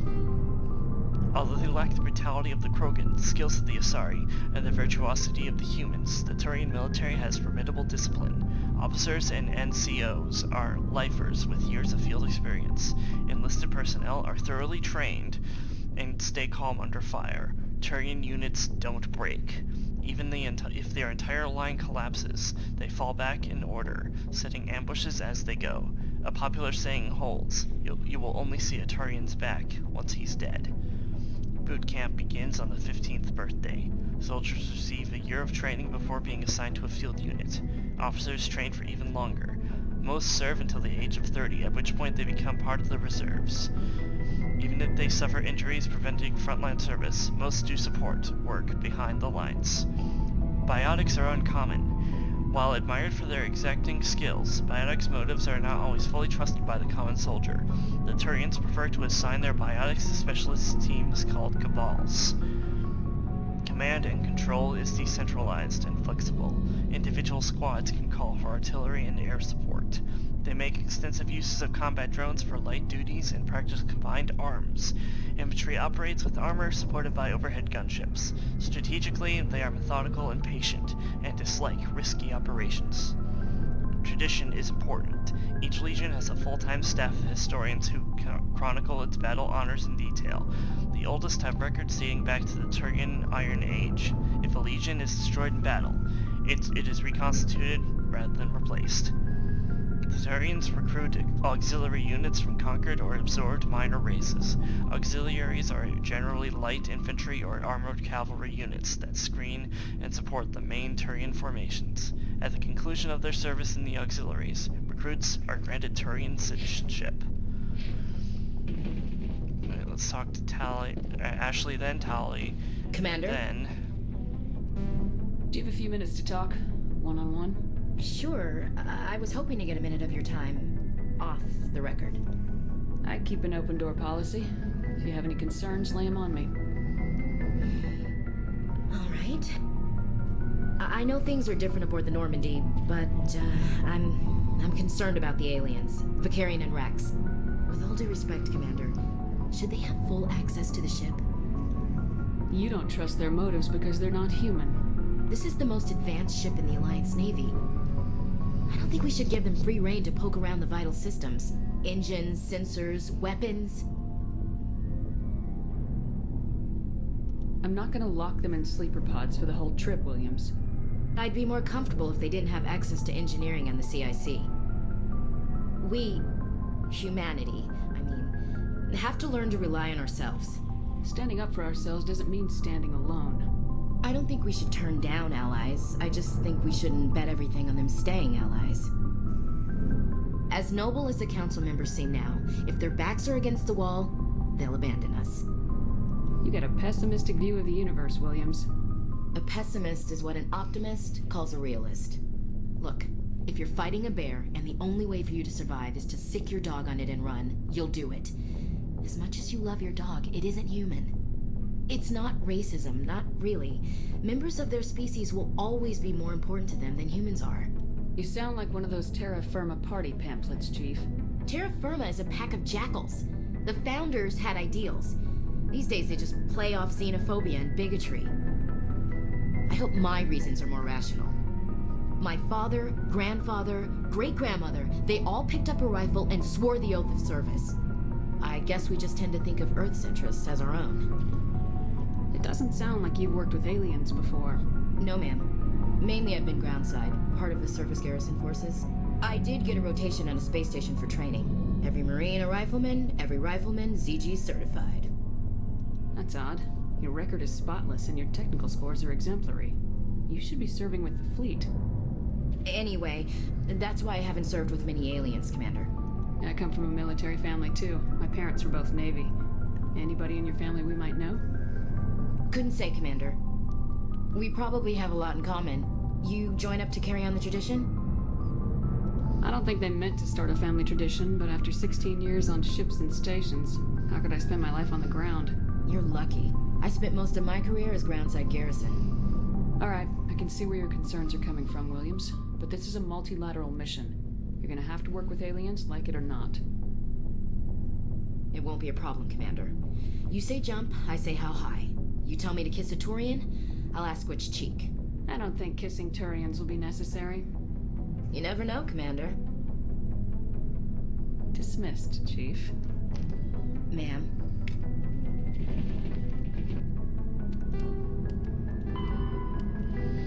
So the organization that Ashley was talking about was Terra Firma. Terra Firma is an alliance political party formed after the First Contact War. Its policy agenda is based on the principle that Earth must stand firm against alien influences. This covers a variety of legislation, Recent activities by terra firma include opposition to a law requiring high school alien language study, a proposal to increase tariffs on alien imports, and leading a popular movement to mark the first contact war with a public holiday. Though founded by well-meaning individuals who feared the submersion of native human cultures under a wave of alien vogue, terra firma's agenda attracts many jingoists and xenophobes. And another organization which I will not be talking about just yet because that is spoiler territory.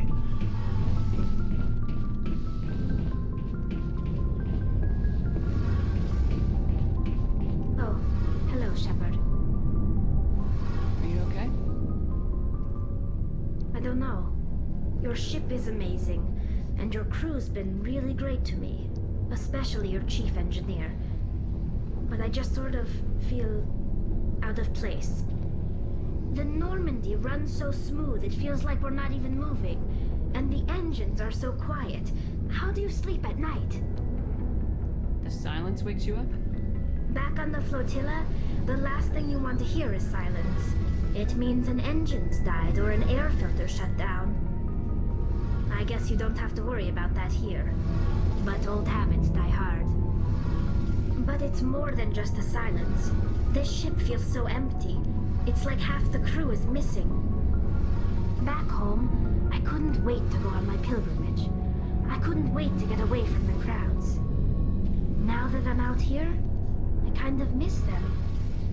Sometimes we don't appreciate what we have till it's gone. That's true today, now more than ever. I'm starting to wonder if that's what the pilgrimage is really about. It's given me a whole new perspective on my people and our culture. You know, there's always a few who go on their pilgrimages and never return. I always assumed something bad happened to them, but maybe they just wanted a different life. You do plan to return to the migrant fleet, right? I could never abandon my people, Shepard. I will go back eventually, but we have to stop Saren first.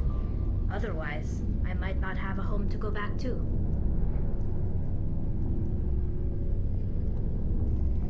I should go. See you later.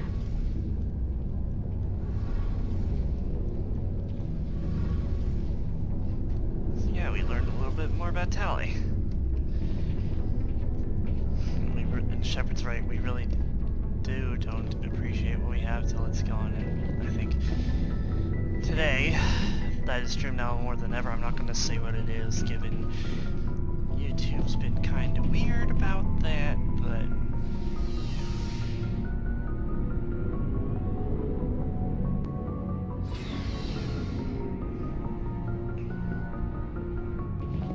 I'm still not going to try talking down Major Kyle yet, but actually I think this is where I'm going to leave us.